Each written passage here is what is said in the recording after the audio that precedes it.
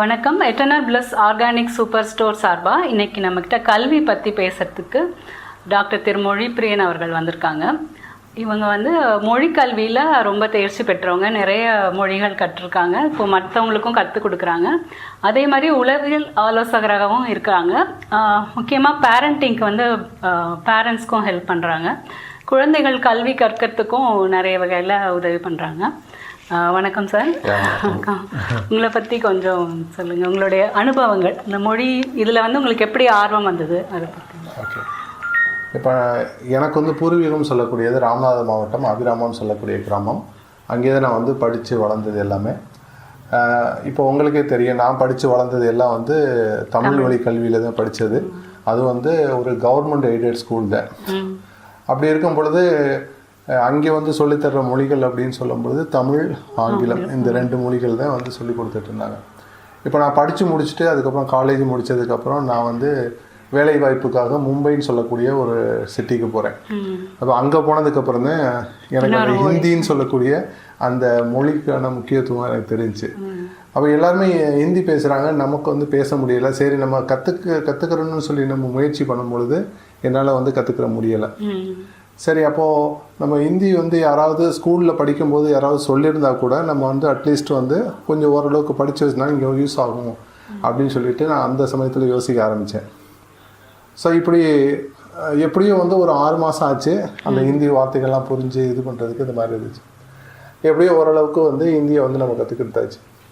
அதுக்கப்புறம் நான் என்ன பண்ணுறேன், வெளிநாட்டு போகிறதுக்காக முயற்சி பண்ணி ஜோர்டான்னு சொல்லக்கூடிய ஒரு நாட்டில் எனக்கு வேலைக்கு வாய்ப்பு கிடைக்குது. அந்த நாட்டுக்கு போகிறேன். அந்த நாட்டில் அரபி பேசுகிறாங்க. அப்போ மறுபடியும் பார்த்தீங்கன்னா எனக்கு இந்த மொழி பிரச்சனை அப்படின்னு சொல்லக்கூடியது ஏற்பட ஆரம்பிக்குது. அப்போ அங்கே இங்கிலீஷ் பேச மாட்டுறாங்க, மற்ற மொழிகள்லாம் பேசாமல் அரபி மட்டும் பேசுகிறாங்க. சரி, அரபி நம்ம எப்படியாவது கற்றுக்கிறோமே அப்படின்னு சொல்லிட்டு முயற்சி பண்ணும்போது அதுலேயும் எனக்கு நிறையா சிக்கல்கள் வருது. ஏன்னா புதுசாக ஒரு மொழியை கற்றுக்கிற பொழுது நமக்கு ரொம்ப சிரமமாக இருக்கும். ஸோ அப்போ நான் யோசிச்சு பார்க்குறேன், நம்ம ஆரம்பத்தில் நம்ம மும்பையில் இருக்கும்பொழுது ஹிந்தியுடைய பிரச்சனை வந்துச்சு. அதுக்கப்புறம் இங்கே பார்த்திங்கன்னா அரபியுடைய இது இருக்குது. அப்போது நம்ம சர்வே பண்ணணும் அப்படின்னா இங்கே கட்டாயம் அந்த மொழி தெரிஞ்சிருக்கணும் அப்படின்னு சொல்கிறது இருக்கு. இதுக்கப்புறம் நான் அந்த நாட்டை முடிச்சுட்டு அடுத்து நான் இஸ்ரேல் போகிறேன். அப்போ இஸ்ரேலில் ஹீப்ரு பேசுகிறாங்க. ஆனால் அரபி ஏற்கனவே தெரிஞ்சதுனால அங்கே அரபிக்கு பேசுகிறவங்களும் இருக்காங்க. சரி, அதனால் அரபியை வச்சு நான் மேனேஜ் பண்ணேன். அப்போ இப்படி ஒவ்வொரு நாட்டுக்கு நம்ம போகும்போது ஒவ்வொரு மொழிகளுடைய அந்த தேவையாக வருது. அதுக்கப்புறம் இதை முடிச்சுட்டு நான் பார்சிலோனா, அதாவது ஸ்பெயினுடைய இதுக்கு போனோம். அங்கே பார்த்தீங்க அப்படின்னா ஸ்பானிஷ் பேசுகிறாங்க. அங்கே ஸ்பானிஷ் பேசலை அப்படின்னா நம்ம அடிச்சே போடுவாங்க. ஸோ அந்தளவுக்கு மொழி பற்று உடையவங்களாக இருக்காங்க. அப்போது நான் இதெல்லாம் யோசித்து பார்க்கும்பொழுது எனக்கு ஒரு சிந்தனை வருது. என்ன அப்படின்னா, இப்போ எனக்கே இப்போ ஒவ்வொரு நாடுகள் நம்ம பயணித்து வரும்பொழுது அந்தந்த மொழிகளுடைய தேவை இருக்குது. நாளைக்கு என்னுடைய பையனுக்கோ பொண்ணுக்கோ இந்த மாதிரி ஒரு சூழ்நிலை தான் வரும். அப்போது நம்ம பார்த்திங்கன்னா இந்த மொழிகளை நம்ம மட்டும் கற்றுக்கிறாம நமக்கு பெறக்கூடிய குழந்தைக்கும் இது மாதிரி சொல்லிக் கொடுக்கணும் அப்படின்னு சொல்லிட்டு ஒரு சிந்தனை வருது. அதுக்கப்புறம் கொஞ்ச நாள் கழித்து நான் யோசிக்கிறேன், ஸோ இது ஏன் நம்ம செல்ஃபிஷாக யோசிக்கிறோம், சுயநலமாக ஏன் யோசிக்கிறோம்? அப்போ நமக்கு மட்டும் நம்ம குழந்தைகளுக்கு மட்டும் தெரிஞ்சால் போதாது, நம்ம சொசைட்டிக்கே இது தெரியணும். ஏன்னா இப்போ என்னைய மாதிரி எத்தனையோ தமிழர்கள் தமிழ்நாட்டிலேருந்து வேறு வெளிநாடுகளுக்கு போவாங்க. ஸோ அங்கே அந்த மொழிகள் தெரியாமல் கஷ்டப்படுவாங்க. ஸோ அதனால் அந்த மொழிகளை மற்றவங்களுக்கு நம்ம சொல்லிக் கொடுக்கணும் அப்படின்னு சொல்கிறது மாதிரி ஒரு தாட் அப்போவே வந்துடுச்சு. சரி, எப்படியா நம்ம கொண்டு போகலாம் அப்படின்னு சொல்லிட்டு முடிவு எடுத்துட்டேன். அதே மாதிரி என்னுடைய குழந்தைகளுக்கு நான் சொல்லிக் கொடுக்க ஆரம்பித்தேன். அதே மாதிரி இந்த வெளிநாட்டு வாழ்க்கையெல்லாம் முடித்ததுக்கப்புறம் ஐயா ஹீலர் பாஸ்கர் அவங்க மூலியமாக ஒரு வாய்ப்பு கிடைச்சிச்சு. ஐயா சொன்னாங்க, நீங்கள் நம்ம தமிழ்நாட்டுக்கு வாங்க, நான் உங்களுக்கு நிறையா உதவிகள் பண்ணுறேன், சப்போர்ட் பண்ணுறேன்னு சொன்னாங்க. ஸோ அந்த மாதிரி அவங்க மூலியமாக நான் தமிழ்நாட்டுக்கு இப்போ ஒரு மொழிப்பயிற்சி பள்ளியை நம்ம ஆரம்பித்து அதிலிருந்து நிறையா மாணவர்களுக்கு சொல்லிக் கொடுக்குறோம். ஸோ இதில் முக்கியமான ஒரு விஷயம் என்ன அப்படின்னா, அதாவது 2016 மெக்சிகோவிலேருந்து ஒரு ஆள் எனக்கு தொடர்பு கொண்டாங்க. இந்த மாதிரி நம்ம தமிழ்நாட்டை சேர்ந்தவங்க, கோயம்புத்தூரை சேர்ந்தவங்க. நான் மெக்சிகோ நாட்டில் இருக்கேன். எனக்கு பார்த்திங்கன்னா இங்கே மொழி தெரியாமல் இருக்குது. அதாவது ஸ்பானிஷ்னு சொல்லக்கூடிய மொழி தெரியாமல் இருக்குது. ஏன்னா நான் இப்போ 1 மாதம் தான் ஆகுது. இப்போ எங்கள் கம்பெனியில் வந்து புதுசாக ஒரு ரூல்ஸ் போட்டாங்க. என்ன அப்படின்னா, ஸ்பானிஷ் தெரியல அப்படின்னா நீங்கள் வந்து ஊருக்கு போகலாம் அப்படின்னு சொல்லிட்டாங்க. அப்போது நான் வந்து என்ன செய்கிறேன்னு தெரியலை. நானே வந்து அது ஸ்பானிஷ் கற்றுக்கிற பொழுது எனக்கு ரொம்ப சிரமமாக இருக்குது. நீங்கள் வந்து மொழிகள்லாம் தெரிஞ்சு வச்சுருக்கிறதுனால எனக்கு இது சொல்லித்தாங்க அப்படின்னு கேட்டாப்புல. ஏன்னா இந்த 3 மாதத்தோட என்னை வந்து ஊருக்கு அனுப்பிடுவாங்க. இப்போ நான் ஊருக்கு போனேன் அப்படின்னா எனக்கு அங்கே 30,000 சம்பளம் கிடைக்கும். இங்கே வந்து எனக்கு மாத சம்பளமே வந்து 3 லட்சம் சம்பளம் கிடைக்கிது. அவங்க எப்படியாவது உதவி பண்ணுங்கன்னு சொன்னாங்க. அப்போ வந்து நம்ம அவருக்கு ஹெல்ப் பண்ணி அந்த ஸ்பானிஷ் லாங்குவேஜ் சொல்லி கொடுத்து, அதுக்கப்புறம் அந்த ஸ்பானிஷ் லாங்குவேஜ் மூலயமா வந்து அவர் வந்து அந்த ஜாபில் பெர்மனெண்ட் ஆகிட்டார். இப்போ அங்கே வந்து அவருடைய லைஃப் வந்து போயிட்டுருக்கு. அப்போது நம்ம அவங்களுடைய அந்த லாங்குவேஜை மட்டும் அவங்களுக்கு சொல்லிக் கொடுக்குறது மட்டும் இல்லாமல் அவங்களுடைய வாழ்க்கை தரத்தையும் வந்து நம்ம வந்து உயர்த்துறோம். ஆமாம். ஸோ அது வந்து எனக்கு பெரிய ஒரு நன்மையாக அமைஞ்சிக்கிட்டு இருக்கு. ஸோ அந்த விதத்தில் ரொம்ப சந்தோஷமாக இருக்குது. அப்போ இதை தவிர்த்து வந்து நான் குழந்தைகளுக்கு நம்ம சொல்லிக் கொடுக்கணும், குழந்தைகளுடைய இதை கொண்டு போகணும்னு சொல்கிறதுக்காக உளவியல் சார்ந்த படிப்புகளை நான் படிக்க ஆரம்பித்தேன். ஏன்னா ஒரு உளவியல் தெரிஞ்சால் மட்டும்தான் வந்து ஒரு குழந்தைக்கு வந்து ஈஸியாக வந்து இந்த லாங்குவேஜ் வந்து சொல்லிக் கொடுக்க முடியும், மற்ற விஷயங்களையும் நம்ம செயல்படுத்த முடியும். ஸோ அதனால் உளவியல் நம்ம படித்து உளவியல் ரீதியாக வந்து அவங்கள வந்து அப்ரோச் பண்ணி சொல்லி கொடுத்துட்ருக்கோம். அப்போ இதை தவிர்த்து வந்து இப்போ கல்வினா என்ன, இந்த கல்விக்கு வந்து நம்ம எப்படி முக்கியத்துவம் கொடுக்கணும், அதே மாதிரி இதில் முக்கியமான விஷயம் வந்து திறமைக்கான கல்வி அப்படின்னு சொல்லக்கூடியது ஒன்று இருக்குது. அப்போ திறமைக்கான கல்வி அப்படின்னு சொல்லும் பொழுது இப்போ எனக்குன்னு ஒரு திறமை இருக்குது. அப்போ அந்த திறமையின் அடிப்படையில் நான் போனேன் அப்படின்னா நான் வந்து பெரிய அளவில் அச்சீவ் பண்ண முடியும். இப்போ உங்களுக்குன்னு பார்த்தீங்கன்னா ஒரு திறமை இருந்திருக்கும். அந்த திறமையிலே நீங்கள் உயர்ந்து வந்திருந்தீங்க அப்படின்னா இன்றைக்கி ஒரு சாதனை பெண்மணியாக இருந்திருப்பீங்க. ஆனால் இன்றைக்குள்ள சொசைட்டியில் என்ன செய்கிறாங்க அப்படின்னா, படிக்கிறது ஒன்று, ஆனால் வந்து வேலை பார்க்குறது ஒன்று, அந்த மாதிரி இருக்கும். ஆனால் அவங்களுக்குன்னு உள்ளக்க வந்து ஒரு இயல்பு திறமை அப்படின்னு சொல்லக்கூடியது இருக்கும். அந்த இயல்பு திறமையை வந்து அவங்க வந்து ஏதோ ஒரு காலகட்டத்தில் வந்து மறந்துடுறாங்க. ஸோ அதை விட்டு போகக்கூடிய ஒரு சூழ்நிலை வருது. அப்போது யாருக்கெல்லாம் வந்து அந்த திறமைக்கான கல்வி அப்படின்னு சொல்லக்கூடியதில் அந்த திறமையை கண்டுபிடிச்சி அதனுடைய கல்வியிலே நம்ம வந்து போகும்போது மட்டும்தான் சாதனையாளர்களாக வந்து ஆக முடியும். அதே மாதிரி மெயினாக வந்து நமக்கு ஒரு சந்தோஷத்தோட நம்மளுடைய வாழ்க்கையில் வந்து பயணிக்க முடியும். ஸோ அந்த மாதிரி தான் நம்ம வந்து என்ன பண்ணுறோம், அதற்கான இதை வந்து நம்ம செயல்படுத்திக்கிட்டு இருக்கோம். இப்போது நீங்கள் மும்பை முதல்ல போனேன்னு சொன்னீங்களே, அப்போ வந்து ஒரு 20 வயசாக இருந்திருக்கும் இல்லையா? ஆமாம். அப்போ உங்களுக்குள்ள அந்த சேலஞ்ச் என்ன, புதுசாக ஒரு ஹிந்தி கற்றுக்கணும் அப்படின்னா அது என்ன சேலஞ்ச் இருந்தது முதல்ல, உங்களுக்கு என்ன கஷ்டம் இருந்தது? அப்போ ஹிந்தி கற்றுக்கிற பொழுது முதல்ல வந்து அந்த உச்சரிப்பு அப்படின்னு சொல்லக்கூடியது. இப்போ தமிழில் வந்து நம்ம என்ன செய்கிறோம் அப்படின்னா மாதா பிதா குரு தெய்வம்னு சொல்லுவோம். ஆனால் உச்சரிப்பு வந்து அது தவறு. மாதா பிதா குரு அப்படின்னு சொல்கிறது மாதிரி தான் வரும். ஏன்னா அந்த சமஸ்கிருத வார்த்தைகள் வந்து நம்ம உச்சரிக்கும் போது அது தவறாக நம்ம யூஸ் பண்ணுறோம். இப்போ லட்சுமி லட்சுமி நம்ம சொல்கிறோம், லக்ஷ்மி அப்படின்னு சொல்லி நம்ம சொல்கிறது கிடையாது. கவிதா அப்படின்னு சொல்லி அந்த உச்சரிப்பு. அப்போ இது வந்து நான் தமிழ் மொழியில் அந்த இதில் படித்ததுனால, பள்ளிக்கூட இதுகளில் வந்து தமிழ் பாடத்திலேயே படித்ததுனால இந்த உச்சரிப்பு வந்து ஹிந்தியில் வந்து சரியாக வரலை. அதுக்கப்புறம் நான் வந்து ரொம்ப ட்ரை பண்ணி அப்புறம் அவங்க நேட்டிவ் ஸ்பீக்கர் இருக்காங்களா, அவங்க எப்படி ஒவ்வொரு வார்த்தையும் உச்சரிக்கிறாங்க அப்படின்னு சொல்கிறத நம்ம ஒவ்வொன்றா கவனித்து அதுக்கப்புறம் நான் வந்து அந்த வார்த்தைகளை வந்து இது பண்ணேன். ஸோ இது வந்து எனக்கு ரொம்ப ஸ்ட்ரகிளிங்காக இருந்துச்சு. அப்போ இதே மாதிரி அரபின்னு சொல்லக்கூடியதும் அதே மாதிரி. அரபி வந்து ஆனால் உங்களுக்கு அந்த குரான் படித்தது அந்த மாதிரி, அதாவது குரானில் வந்து அதாவது நபிகள் நாயகம் காலத்தில் வந்து இந்த குரான் வந்து இறக்கப்பட்டது. அந்த காலகட்டத்தில் உள்ளதுக்கும் இப்போ உள்ள அரபி உள்ளதுக்கும் வித்தியாசம் இருக்கு. இப்போ உதாரணத்துக்கு நம்ம திருக்குறள் அப்படின்னு சொல்லக்கூடிய திருக்குறள் காலத்தில் உள்ள அந்த தமிழுக்கும் இப்போ உள்ள மாடர்ன் தமிழுக்கும் வித்தியாசம் இருக்கு பார்த்தீங்கன்னா, அது மாதிரி அரபிக்லேயும் பார்த்தீங்கன்னா குரான் அப்படின்னு சொல்லக்கூடிய அந்த அந்த அரபிக் உள்ள இதுக்கும் இப்போ உள்ள மாடர்ன் அரபிக் உள்ளதுக்கும் நிறைய வித்தியாசங்கள் இருக்கு. ஆமாம். இப்போது ஏதாவது ஒரு சின்ன சின்ன டெக்னிக் மாதிரி, இப்போது நீங்கள் சொன்னீங்க இல்லையா அந்த வேலைக்காக ஒருத்தர் ஸ்பானிஷ் கற்றுக்கணும், அப்போது புதுசாக ஒரு லாங்குவேஜ் கற்றுக்கணும் அப்படின்னா நிறைய பேருக்கு மனத்தடை தான் மெயினாக. அதுவும் ஹிந்திலாம் நான் நிறைய பேர் கேட்டிருக்கேன், எனக்கு பிடிக்காது, வெறுப்பு, அந்த மாதிரி இவங்களாம் மனசில் ஒரு கற்பனை வச்சுருப்பாங்க. ஒரு இடத்துக்கு போயிட்டோம், அங்கே தேவை கற்றுக்கணும் அப்படின்னா அப்போ இந்த மனத்தடைகளை அகற்றி என்ன சின்ன சின்ன டெக்னிக் ஏதாவது இருக்கா ஒரு மொழியை கற்றுக்கிறது? ஆமாம், கண்டிப்பாக. இப்போ நாம் வந்து என்ன செய்கிறோம் அப்படின்னா, ஒரு மொழி கற்றுக்கிறணும் அப்படின்னா இப்போ 30 நாட்களில் ஹிந்தி அப்படின்னு சொல்கிறது மாதிரி ஒரு புத்தகத்தை வாங்கி படிச்சுட்டு இருப்போம். அந்த மாதிரி படித்தோம் அப்படின்னா நிச்சயமாக வந்து பேச முடியாது. ஆனால் வந்து நம்ம என்ன செய்யணும் அப்படின்னா, பேசணும் அப்படின்னு சொல்லும் பொழுது நம்மளுடைய லிசனிங் ஸ்கில் அது வந்து முதல்ல டெவலப் பண்ணணும். ஆமாம். இப்போ நாம் வந்து குழந்தையாக இருக்கும் பொழுது ஒரு வயசில் நம்ம குழந்தையாக இருக்கும் பொழுது நம்ம வீட்டில் வந்து யாரெல்லாம் வந்து பேசுகிறாங்களோ அந்த பேசக்கூடிய அந்த வார்த்தைகள்லாம் நம்ம சின்ன வயசில் நம்மள அறியாமல் கிரை வச்சுருப்போம். அதுக்கப்புறம் அந்த வார்த்தைகளை நம்ம வந்து வீட்டில் உள்ளவங்கள்ட்ட பேச ஆரம்பிப்போம். ஸோ அதே மாதிரி தான் ஒரு லாங்குவேஜ் வந்து நம்ம புது லாங்குவேஜ் கற்றுக்கிற பொழுது லிசனிங்கை வந்து முதல்ல வந்து டெவலப் பண்ணணும்.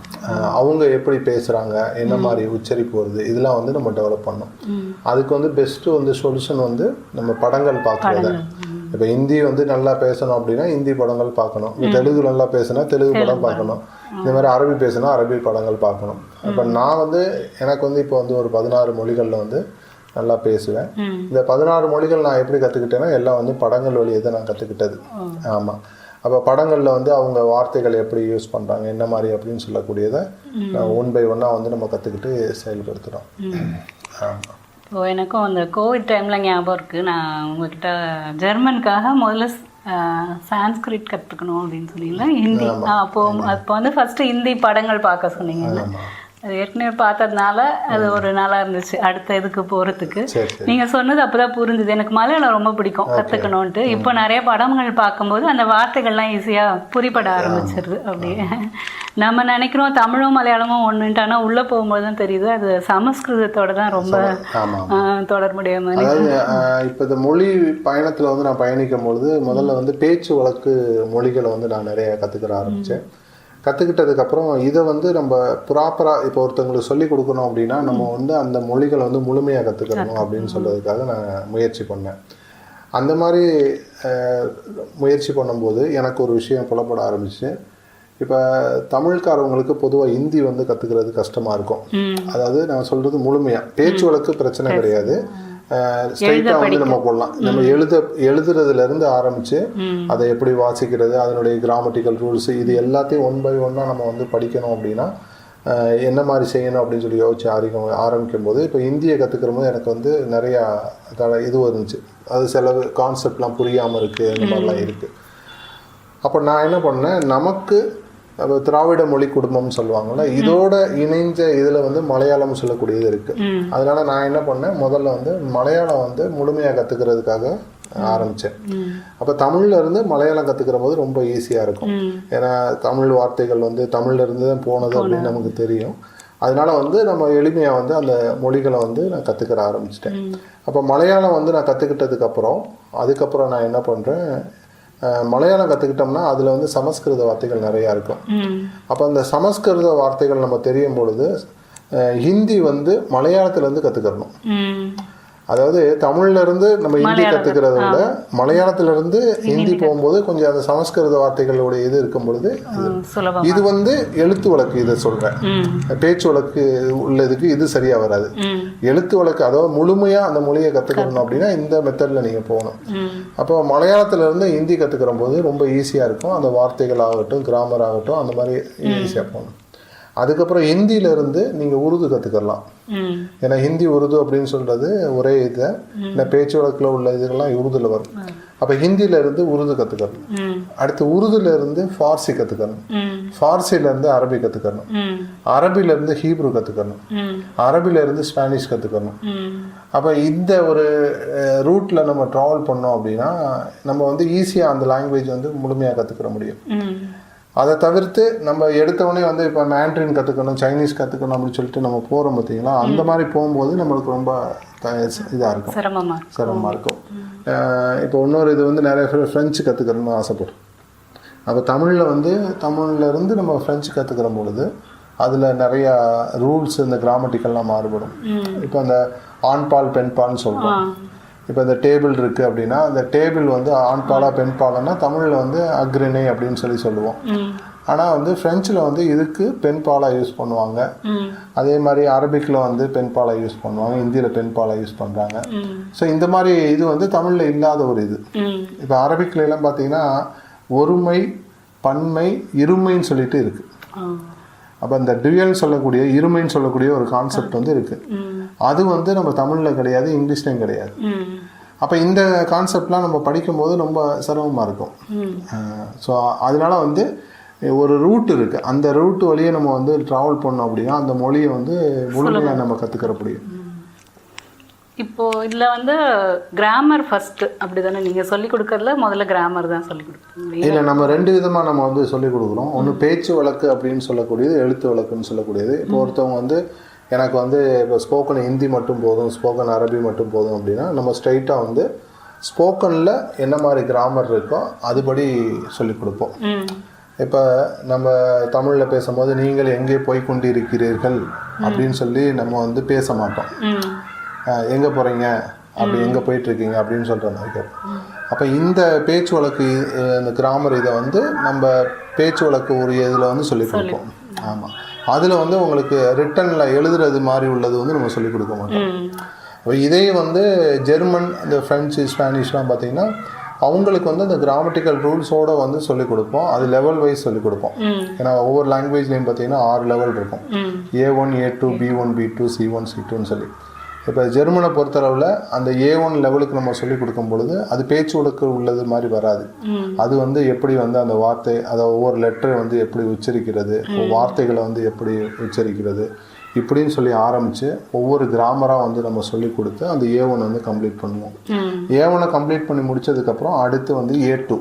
அப்போ A2வில் என்ன மாதிரி கிராமர் ரூல்ஸ் இருக்குது அப்படின்னு சொல்லி அந்த வந்து சொல்லிக் கொடுத்து அவங்கள வந்து ஒரு எக்ஸாம் எழுதுறதுக்கான ஒரு இதை வந்து பயிற்சியை வந்து கொடுத்துட்ருக்கோம். ஸோ இது வந்து முழுக்க வந்து பார்த்திங்கன்னா எழுத்து வழக்கு உள்ளது. அது ரிட்டன் லாங்குவேஜ் மாதிரியே ஜெர்மன் இதெல்லாம் சொல்லி தருவோம். அப்போது சில லாங்குவேஜ் வந்து பேச்சு வழக்கில் உள்ளதுக்கு அவங்க எப்படி ஸ்டூடெண்ட்ஸ் கேட்குறாங்களோ அது மாதிரி நம்ம சொல்லிக் கொடுப்போம். இப்போ சில பேர் வந்து ஜெர்மனியில் இருந்துட்டு கால் பண்ணுவாங்க, சார் நான் வந்து லெவல்லாம் முடிச்சிருக்கேன், எனக்கு வந்து ஜெர்மன் வந்து பேச முடியல அப்படின்னு சொல்லுவாங்க. சரி, கவலைப்படாதே, நம்ம அவங்களுக்கு வந்து ஸ்போக்கன் ஜெர்மன் அந்த மாதிரி அதை மட்டும் நம்ம ஃபோக்கஸ் பண்ணி சொல்லிக் கொடுப்போம் அப்படின்னு சொல்லிட்டு அந்த டயலக்ட் அப்படின்னு சொல்லக்கூடியது இதெல்லாம் வந்து நம்ம கரெக்டாக சொல்லிக் கொடுத்து அதுபடி அவங்களுக்கு வந்து இது பண்ணுவோம்.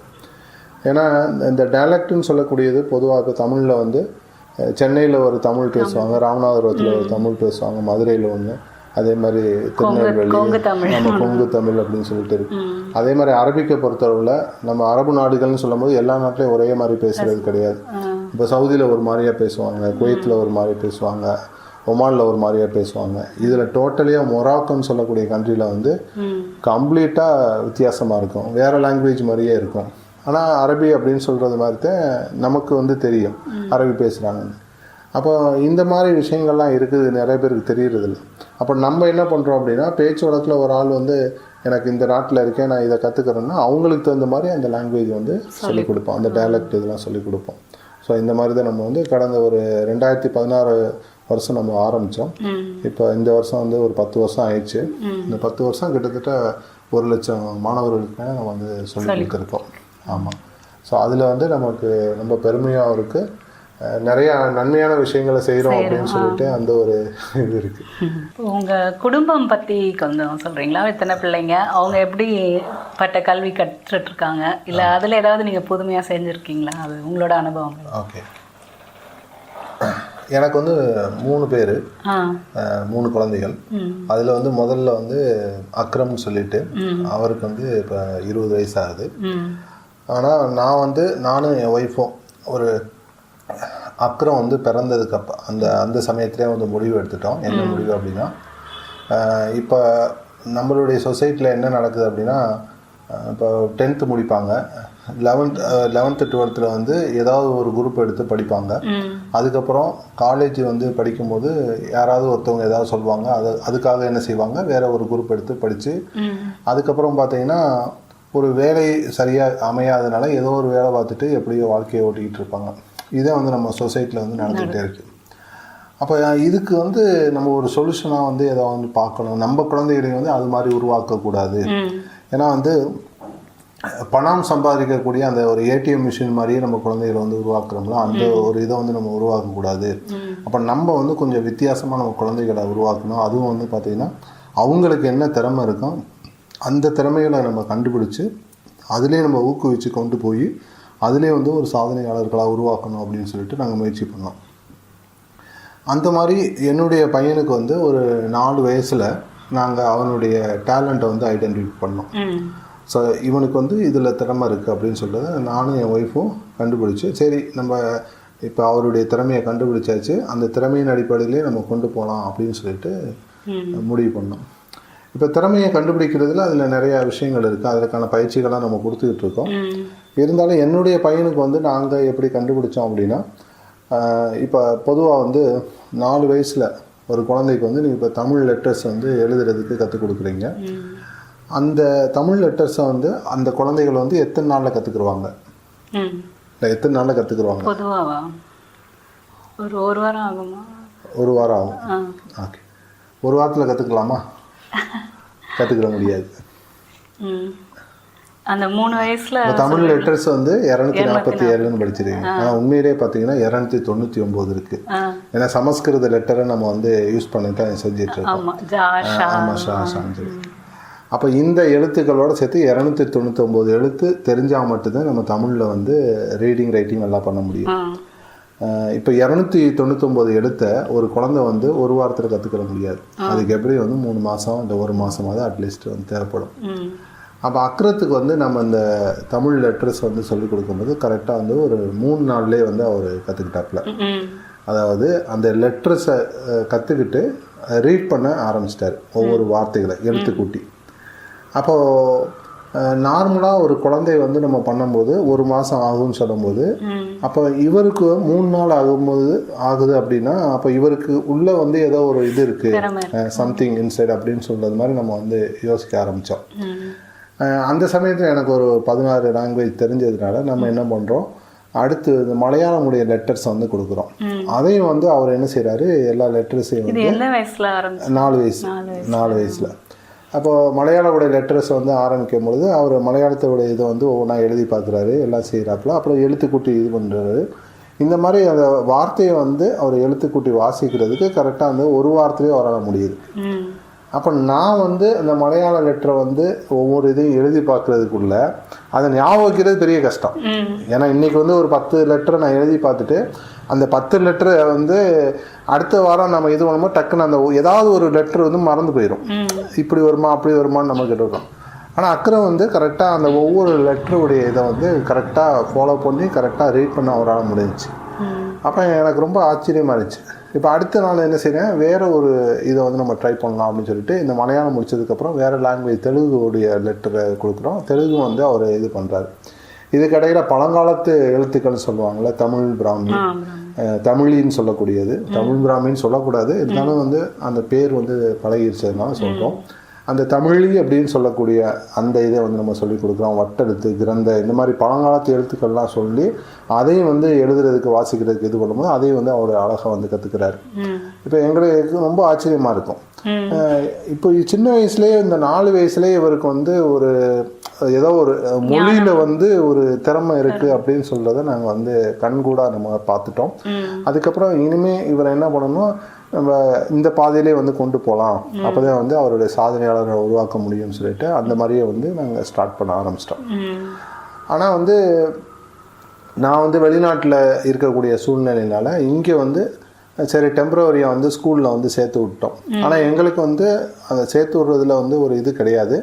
ஏன்னா பொதுவாக அந்த வீடுகளில் வந்து என்னென்னா, இப்போ என்னுடைய மாமனார் மாமியார், அதே மாதிரி எங்கள் அம்மா அப்பா இவங்கெல்லாம் என்ன பண்ணுறாங்கன்னா, குழந்தைய வந்து படிக்க வைக்காமல் சும்மா இது வச்சுட்டு வேஸ்ட் பண்ணிகிட்டு இருக்கே அப்படின்னு சொல்லிட்டு அந்த ப்ரெஷர்லாம் இது பண்ணி என் ஒய்ஃப் என்ன பண்ணிட்டாங்க, அவங்க அம்மா அப்பாவும் ரொம்ப ப்ரெஷர் பண்ண ஆரம்பித்தோன்னு ஸ்கூலில் சேர்த்து விட்டாங்க.